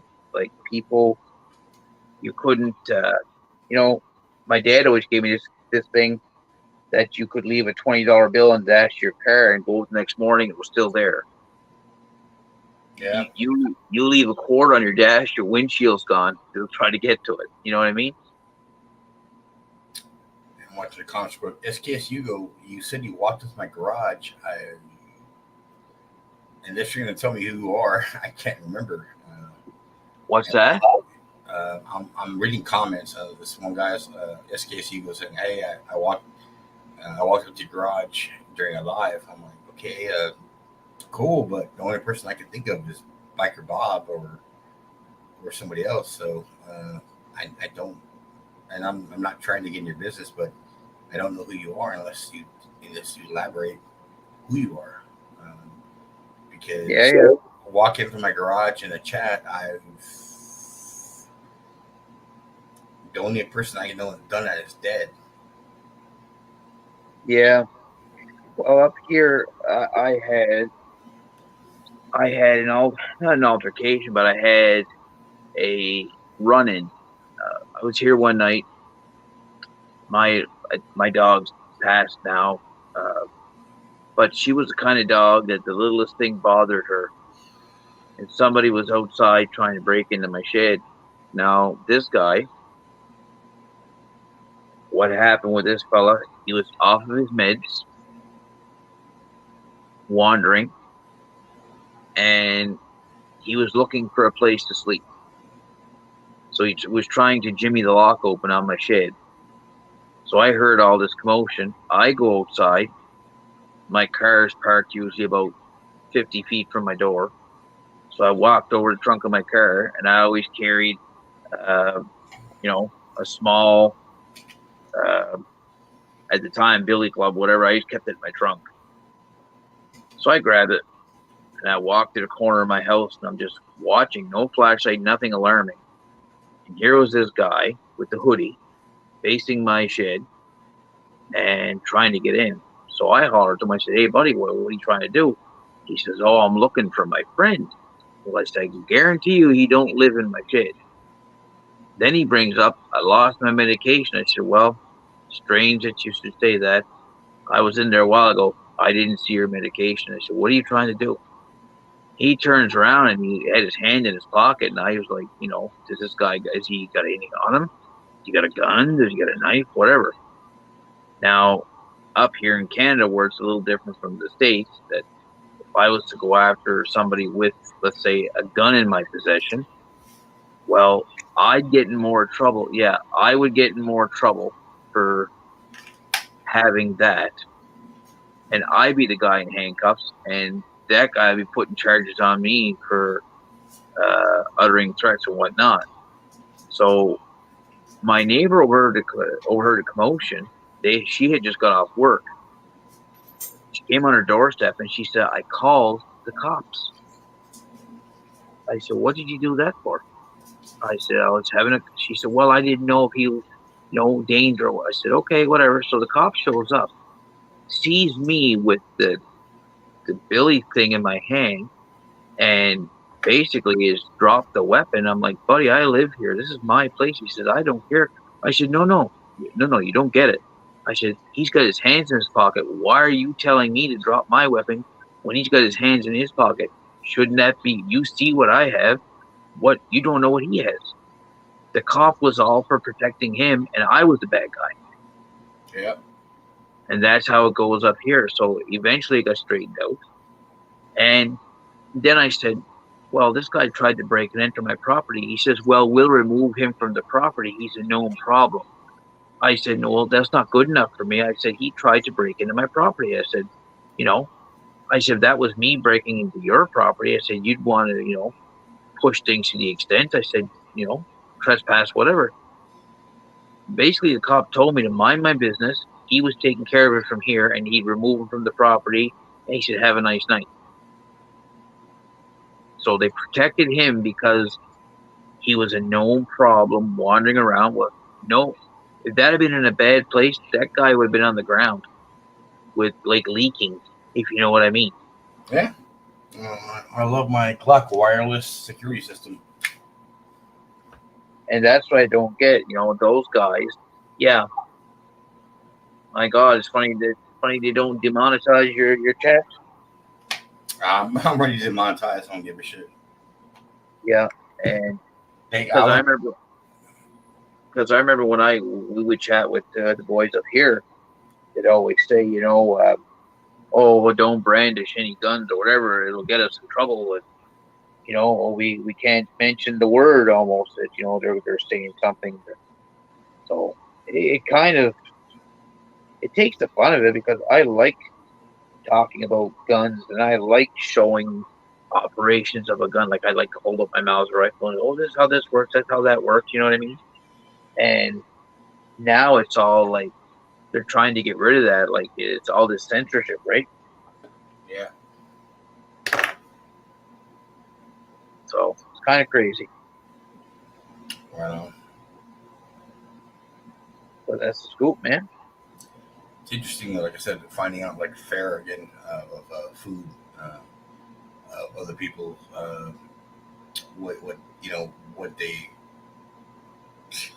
like. Let's say tomorrow you're gonna go like do a gig or whatever, your job, and you're gonna have to get some fast food. What are you gonna fetch? Mm-hmm. What was that now? I couldn't get your last of it. So let's say tomorrow, like you're working, right? And you're gonna lunch break and you're gonna fetch some fast food. What are you gonna fetch?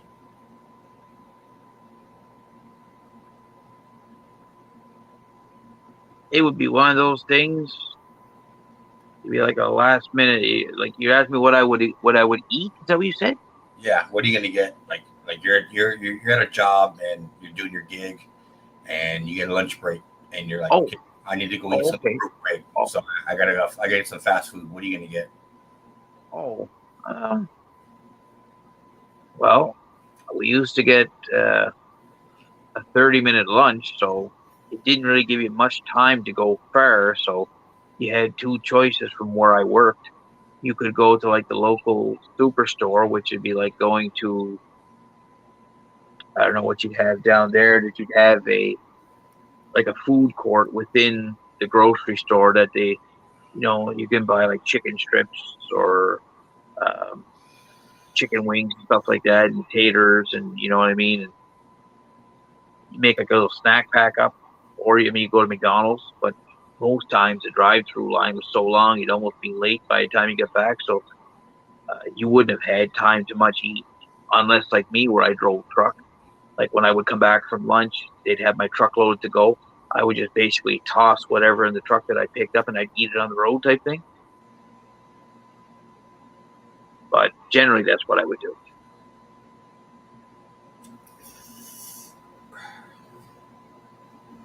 It is somewhat interesting to me to elaborate on those comments because of what I do, and like I said, I like to just come home and eat and make a sandwich or eat a bowl of chili.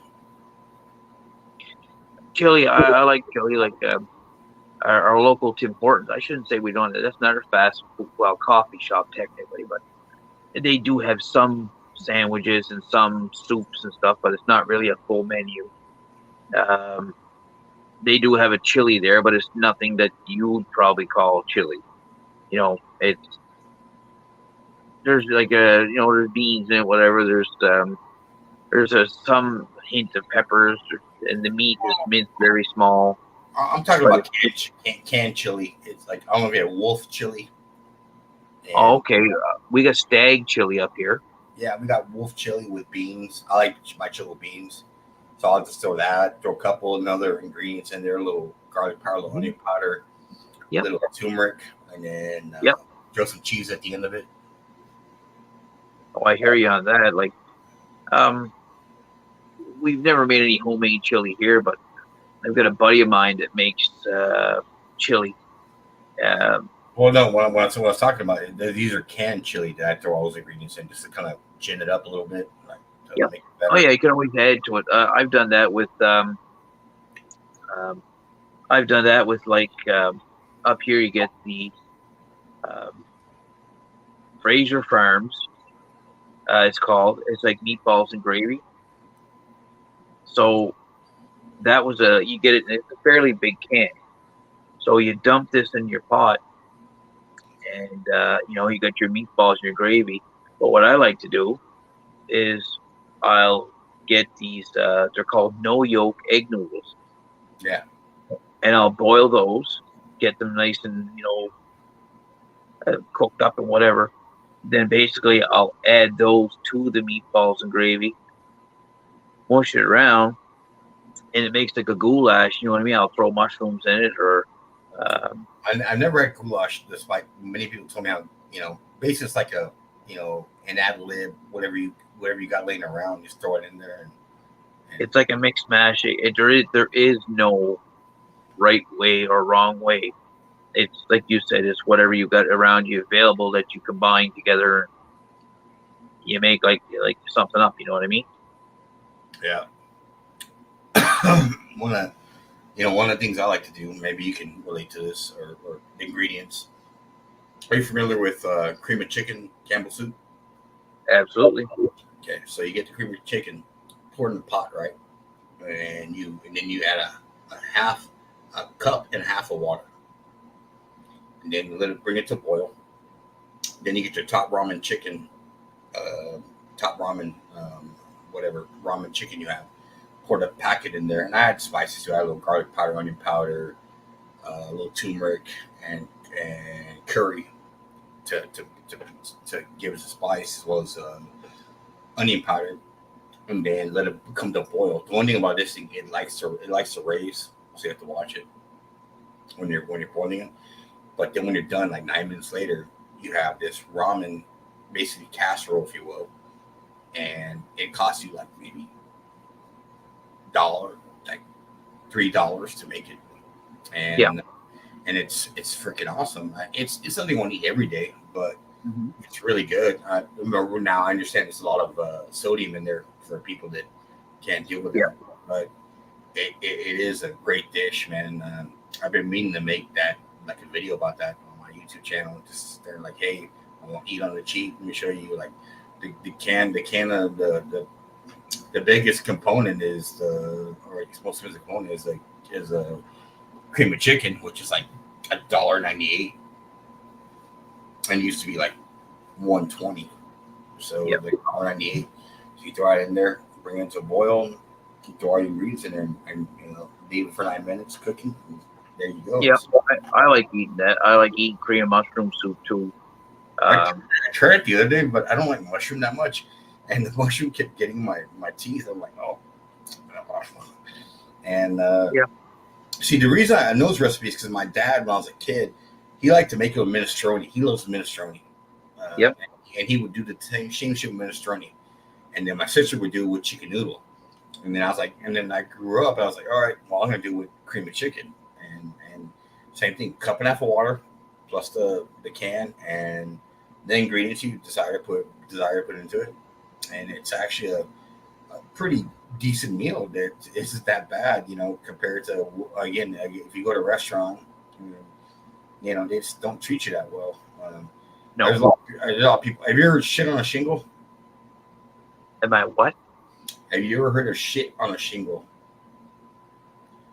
It's a Northwestern thing in the States, and it's where they get a piece of bread and they put gravy and they basically put gravy and ground beef and make it. Okay. And then when they're done, they put the gravy and ground beef on top of the bread, and it looks like a shingle, right? Okay. So they call it shit on the shingle. Never. No. It's kind of like white people's poor recipes. Okay, I've never heard the terminology, like, but then again, it's to an area that I've never been and I'm not exposed to, right? I So, like up here, it's a little different. It's just my area, like I said, it's more there. Like I said, there is fast foods, but I mean, if you go to a local restaurant, like in the Island Nest over here, it's all seafood and all home cooked meals. If you go down here to the Seal Cove Lounge, same thing. You go in there, it's like Canadian cuisine, but it's all home cooked, home prepared. There's nothing that's done like pre done. It's done fresh. You know what I mean?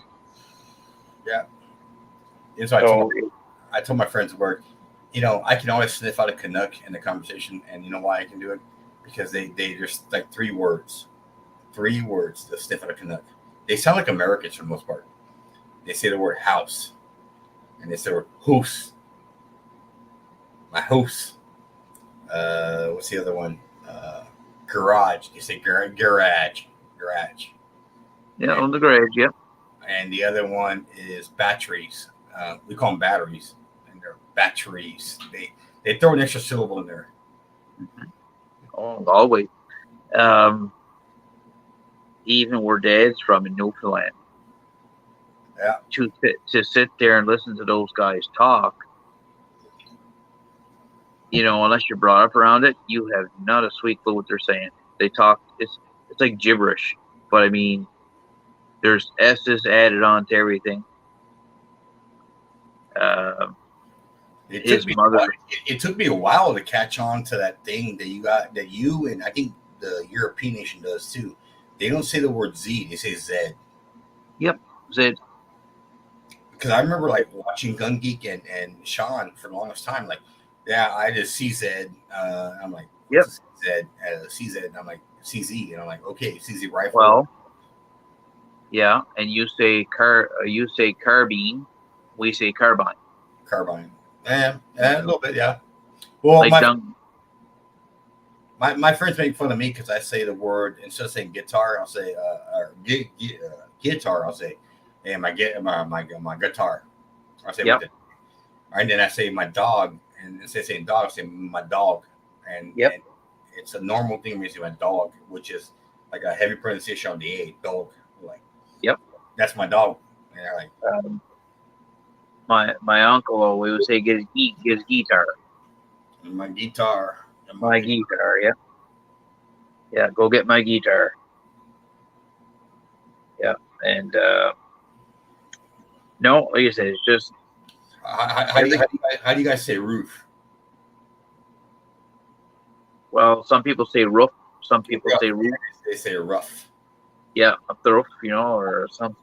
The old folks will, say roof. But where I'm also from here is my mother's family is French. Yeah, I got a little bit of my family too. But the style of French that my family would speak is the Acadian French, which is almost half French, half English. It's hard to explain. No, it's not even. It's a dialect all of its own. It's like talking half French and half English combined. When I was growing up, I lived with my grandparents for the most part. They were both French, my mom's parents. And my dad was away working all the time, so I spent a lot of time in that house crossroad. And my grandmother had me speaking like a little old person. When they got me to go to school, nobody could understand me except the grade 6 French teacher. She was a nun, and she understood the French perfectly. So whenever I spoke and they couldn't understand me, they would get her to come down and translate. What's she saying?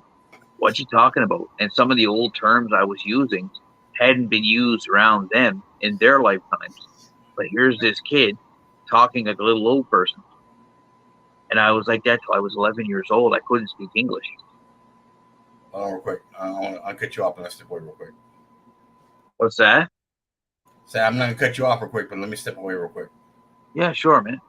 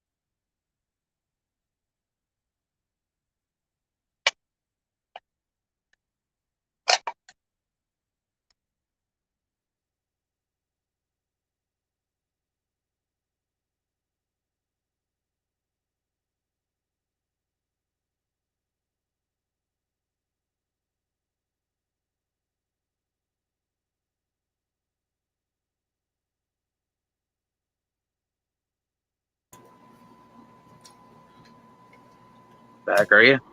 Yes, sir. Yeah, like I said, just touching up a little bit of the bluing on my Lee Enfield magazine, where it kind of rubs in and out of the uh, carrier. I picked up some of this the other day. The Birchwood KC Super Blue finally come back. Great stuff. Well, Yeah, you can do it like I'm talking to you here, and I use those blue shop towels. I mean, you dab a little bit on the shop towel, and it's great for touching up those small spots, yeah. So, a couple of nicks and scratches, just rub her on there, and like I said, just hopefully this governmental crap doesn't impede rights. Well, the thing is, right now, you mentioned a good point earlier, and I wanted to touch on that with the 303 ammo. I didn't know if it was an issue down there as well to find. Yeah, the infield. Yeah, like I mean, is it that like not the surplus, but like, is it hard to find hunting ammunition for that caliber? You can find it, but it's going to be at a premium because it's new manufactured ammo. Yeah, Unlike it's like 7.5 by 55 Swiss for the K31s. yeah. I have one battery that's unopened. I have a literal whole bat Mhm. that's unopened, and I'm still sitting on about a couple like 200 rounds before that. Well, No, about 100 rounds before that that are still you know surplus ammo from that are great match grade ammo for that rifle. for the And 7.5. for the 7.5 50 by Swiss, the K31. So is that GP11 ammunition? Like it's the real? Yeah. Yeah, that's good shit. I had You can't even buy it anymore. no, I had a model 1911 short rifle. Yeah. It wasn't the K31. It was the updated version of the old 89. It was like the middle of the K11 they called it or something. But I had the 1911 car short rifle, and that was the first Swiss gun that could fire that GP11 round. And I'm telling you, man, that stuff was wicked. That stuff was like I was shocked. I was like, About probably about 7 years ago, I bought a battery of it, the black battery, and oh, okay, it's sitting under my bed. And then I still got another like at least 100 rounds on top of that. yeah. And then that fucking ammo is I even have one here. Shit. Yeah. Well, if you go on the latest video I did on that Enfield, yep, that's the stuff.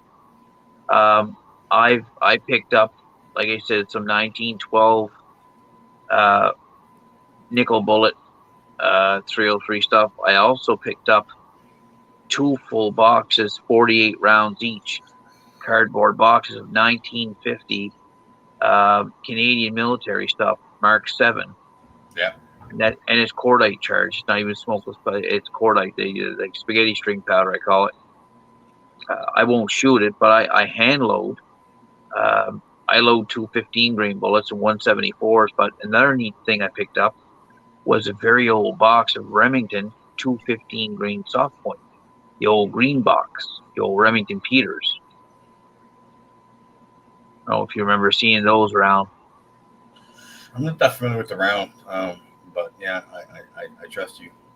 Yeah, it's an old green and white box.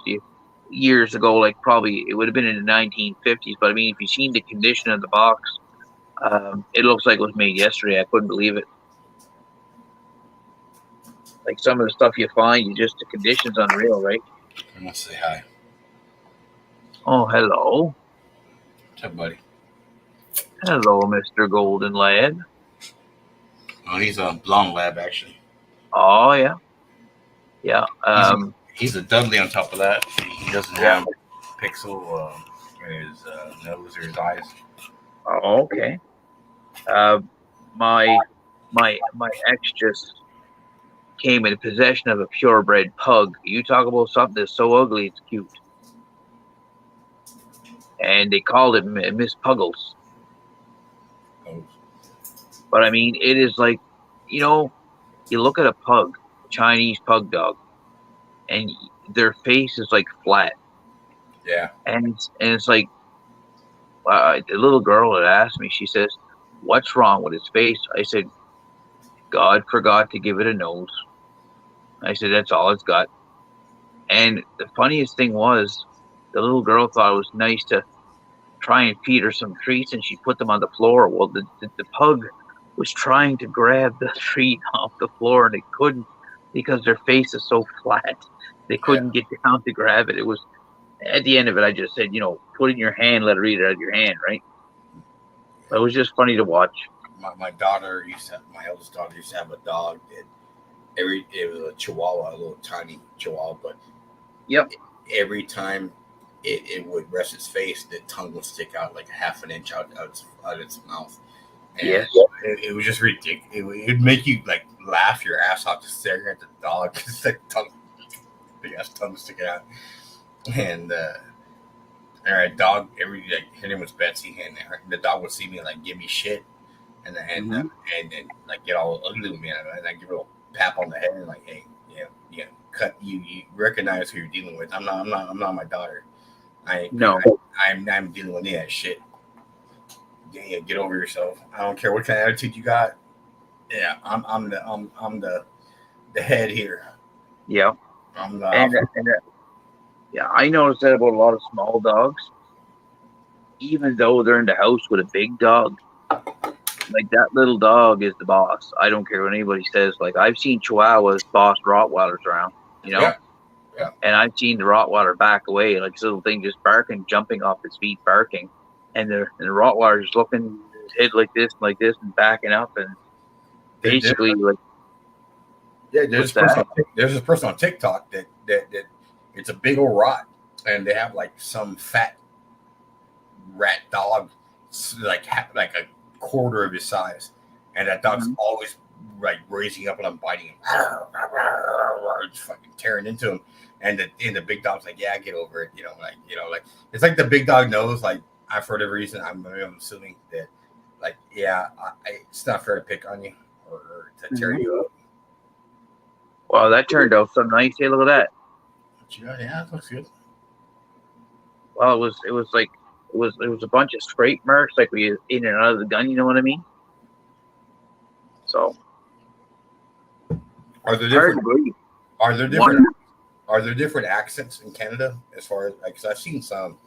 Like there's this one guy I watch on YouTube who's like, he's all about like high end cars, and he's like, life's too short. And like I'm gonna like try to do his voice. Life's too short to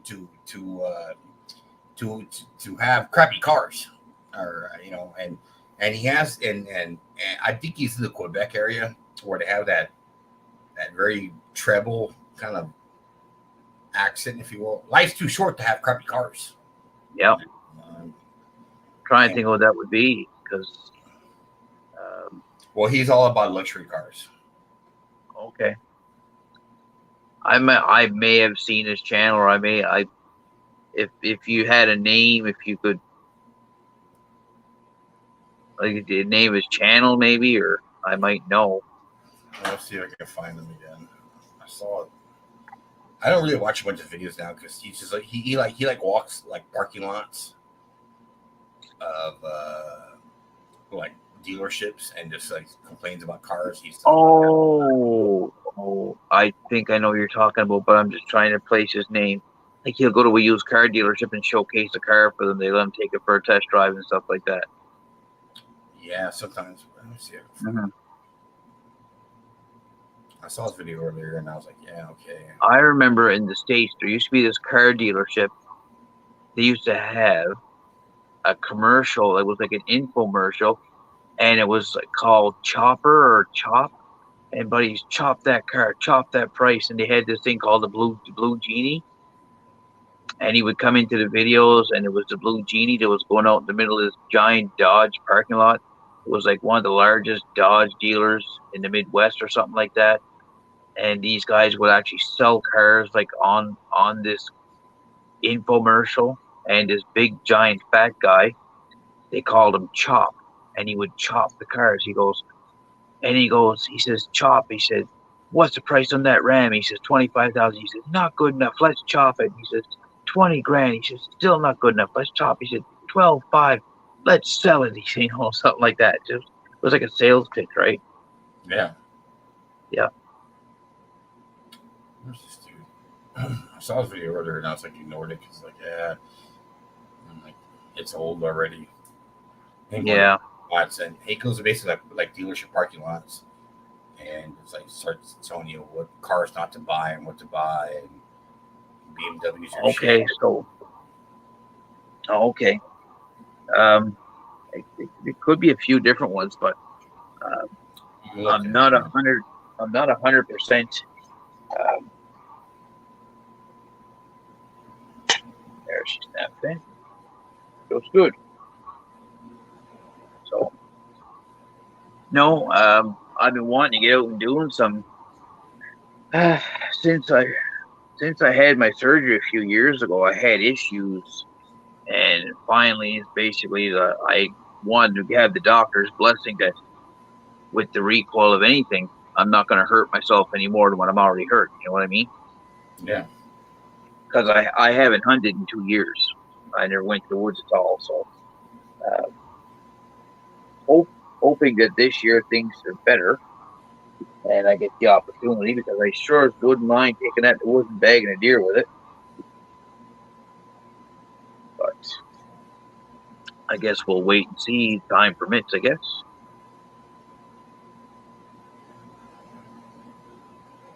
Can't see my feet for a reason. Pardon me.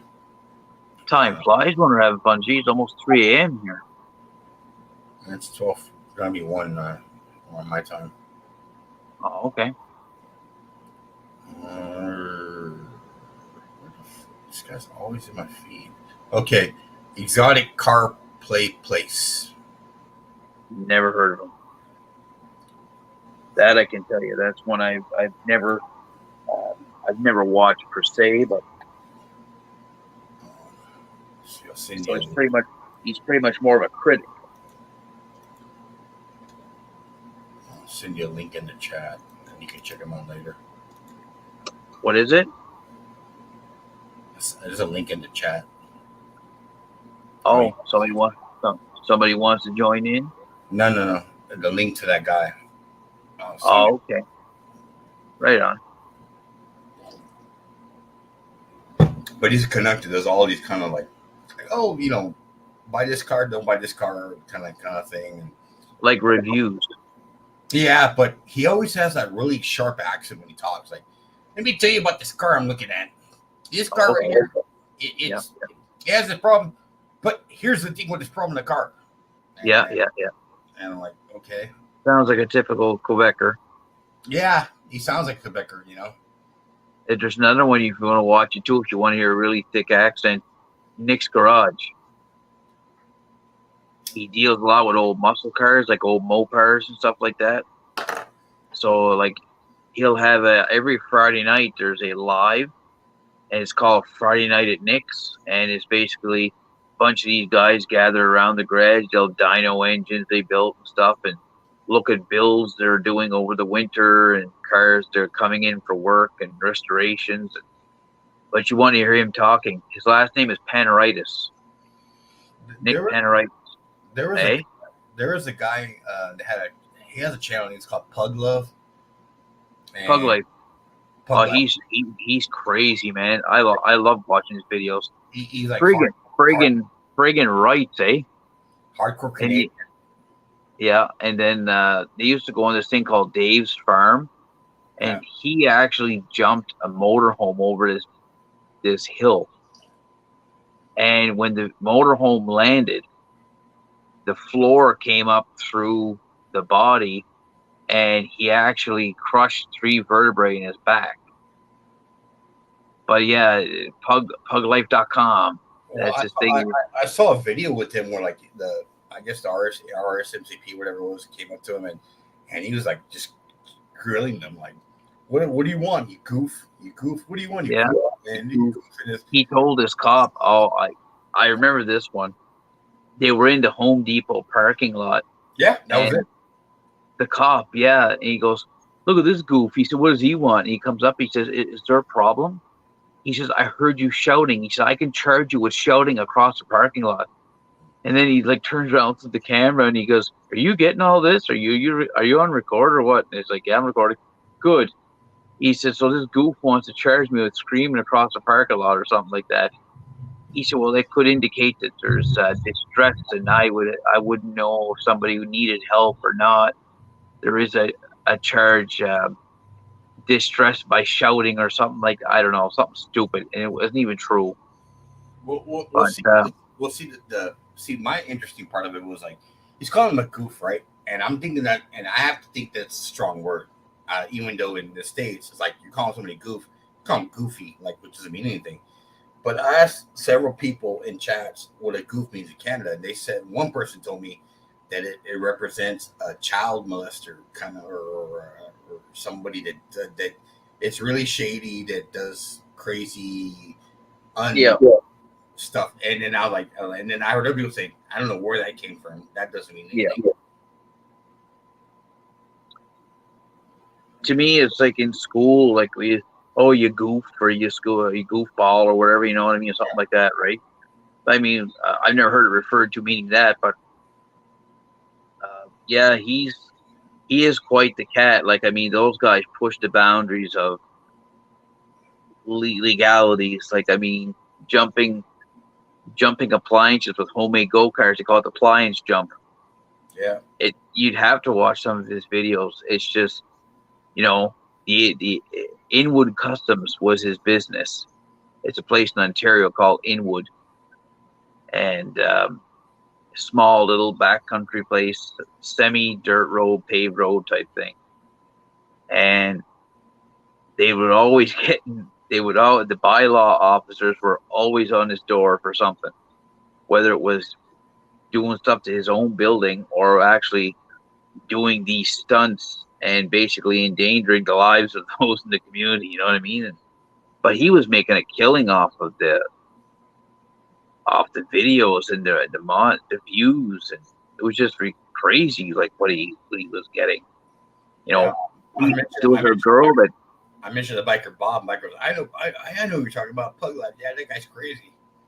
He is, but personally, like I've never spoken to the guy, but I've commented on lots of his videos, and they've actually replied to it. And I just say, I'm from East Coast Canada, so I just enjoy watching your your videos, whatever. He said, we're all the same cloth, bud. We're all the same cloth. Me and you, we're all Canadians, bud. You know, like that. And I could just hear him talking, like, you know, ways. Yeah, well, You see him there. I asked Gun Geek once, I go, because, you know, the old stereotype of Canadians saying, hey, and they go, well, where does that come from? And Gun Geek was like, it's from Hogtown, Toronto. That's where that big A thing comes from. But then Biker Bob will do an A every now and then. Hey, you know what I'm talking about, A? I know. And I'm like, because, you know, it's that movie, you know, Strange Brew. They kind of personified that stereotype that all Canucks say, hey, what's up, A? Yeah. Doing A? Well, it's like that Ernest the movies, like Ernest Goes to Jail, you know, or Ernest Q Worrell, you know what I mean? Know what I mean, eh? You know? No, I said, you know what I mean, Vern? No, you know what I mean, Vern? Yeah, you know There's a bunch of guys, a lot of guys around here talk like that too. And, you know, it's funny. Sometimes they pick up stuff from, you know, they twist it around, like, you know what I mean, eh? You know, or something like that. But yeah, that's a popular ending of a sentence up here, eh? I actually had a customer once, and I used to run a retail store. I was the manager, and this one customer comes and is like, "Hey, man, how much is that that satellite you got in the window, eh?" I'm like, "Well, sir, it comes with a subscription service, and we get set you up. Yeah. So how much would that cost me if I want to take that home, eh?" And I'm like, I thought he was pulling my chain, right? I'm like, yeah. And I'm like, and after like the fifth A, I'm like, "So are you from Canada?" He's like, "What makes you say that, eh?" Like, okay. What makes you think that, eh? Yeah, and I'm like, okay, sir. I'm trying to. Now, another guy that speaks with a lot of the slang like that Canadian channel, Cold War Motors. They're from Alberta. He goes into junkyards and basically takes cars from the dead, puts them back. He did an extensive. Well, they have that channel on Netflix, Rust Valley Restorations. That's there. Yep. Yep. I actually met him at the airport here in Halifax. I was picking up a friend. I was just sitting there, and I seen this guy coming with the long hair, with the locks, like the long curly hair. Yeah, and he looked like a real, you know, hipster, you know. And I'm like, I said, "That's Buddy off that car show." I said, "Guaranteed that's him." So I kind of got not brave, but I just kind of I walked in the general direction. Like I had to walk down a few gates anyway to wait for my buddy. And I just kind of caught up with him, and I just said, "By chance?" He said, "Yeah, I'm the guy off of TV." It's just like that. I'm the guy off TV. It was kind of cool to meet him. I didn't talk to him very long because he was in a hurry, but yeah, I just asked him. I said, "Is it like true you have all those cars?" Oh, he said, "If you're ever out there, man," he says, "drop by our place," and he says, "I'll show you all of them." He says, "No problem." He said, "All 400 of them." Do you remember Kids in the Hall? Oh yeah. Yeah. Well, 4 on the floor. You remember David Foley? Yes. Well, David Foley came to my store one time. Okay. We grab beers. This is long. This is gonna be a little bit of a long one.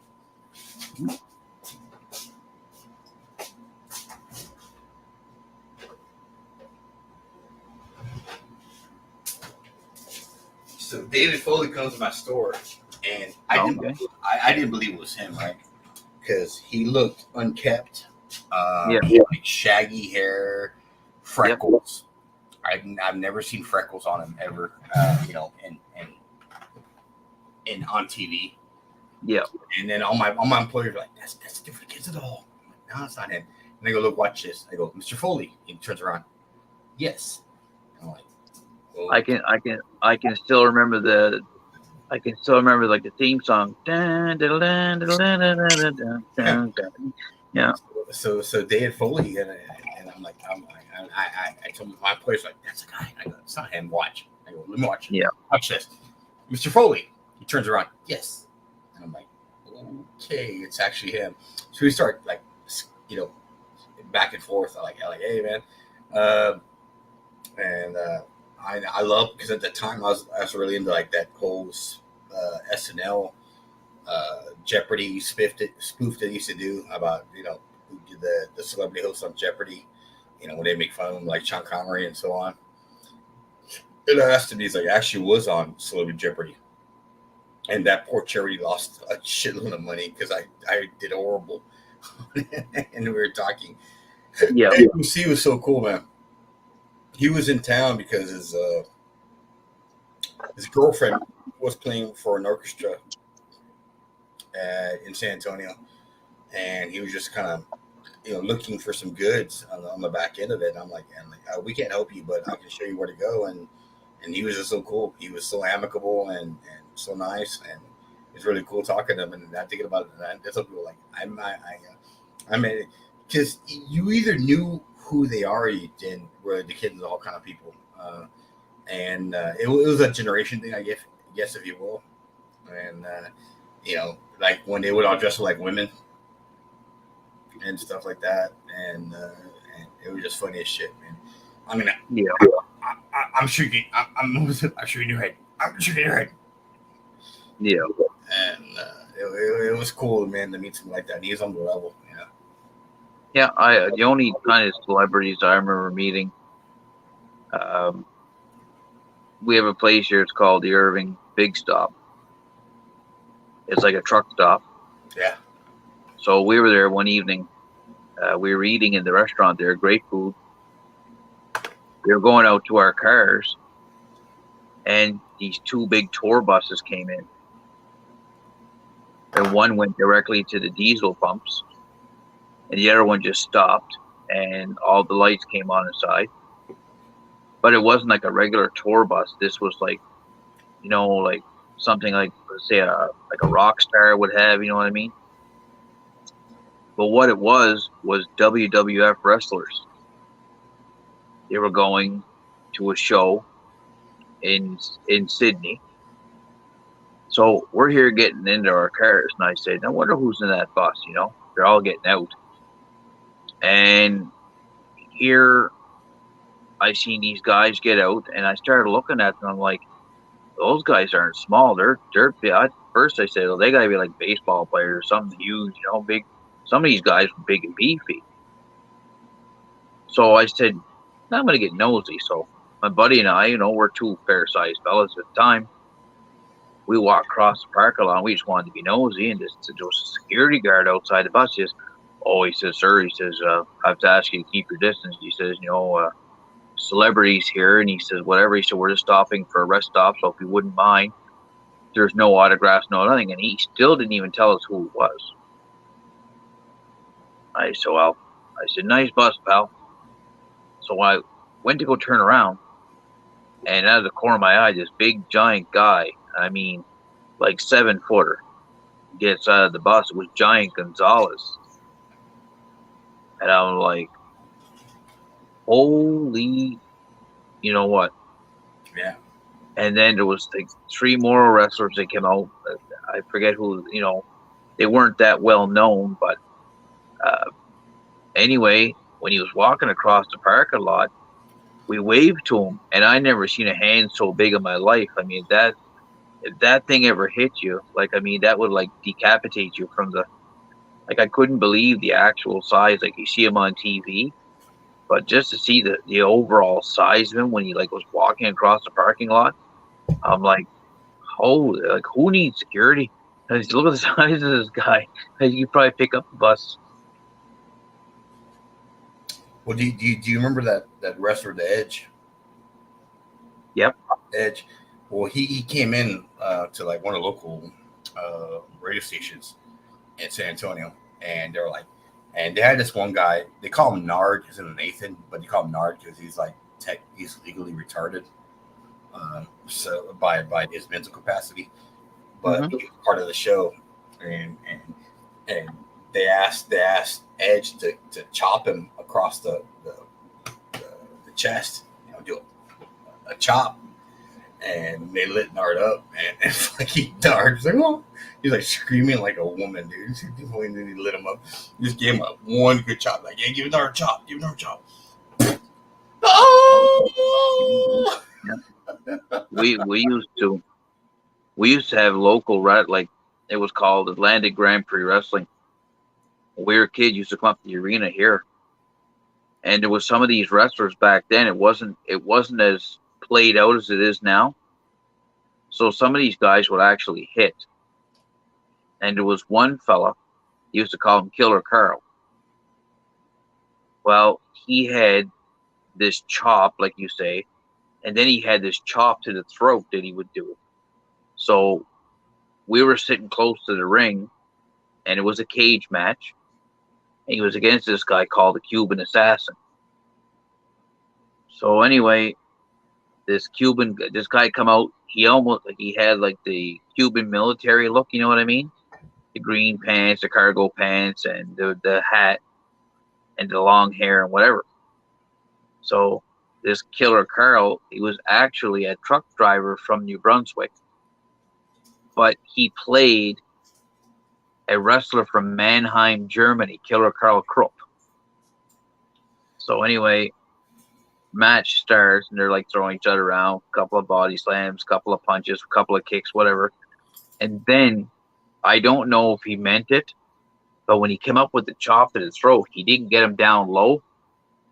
He got him pretty much here in the voice box, and that poor bastard, I don't know if he got the wind knocked out of him, but you had to hear the sound in person because you just said like a woman screaming. Yeah. I don't know if that was the voice he had left that when he hit him in the throat. Like, I think his voice left him. And it sounded like a little woman screaming. And he was there on the ground with his hand like kicking and kicking and kicking and kicking. And he did the count, whatever. But no, I used to enjoy that coming up here. You'd see the wrestling, and you don't see that stuff no more, right? Though, like I said, COVID really messed up everything. I know. That's 2 years of life people are probably never going to get back. Well, dude, I really appreciate you kicking in the chat tonight. And hopefully, if you monitor the chat, say, let me know, message me, and we can keep doing these kind of things because I think they're interesting. And just for even for the getting back, aspect of it. And I'd love to do it again, man. Yeah, right on, man. I appreciate the invite and whatnot. And anytime, man, feel free to hit up a video, send me a message, whatever, and we'll do it again sometime. Right on, sir. You have a great evening. Merry Christmas to you and your family. And to You all too. watching, I say it with my whole heart because you should have a Merry Christmas. Absolutely. Same here. All right, brother. We're going to cut it off. All right, man. Have a great evening. Later.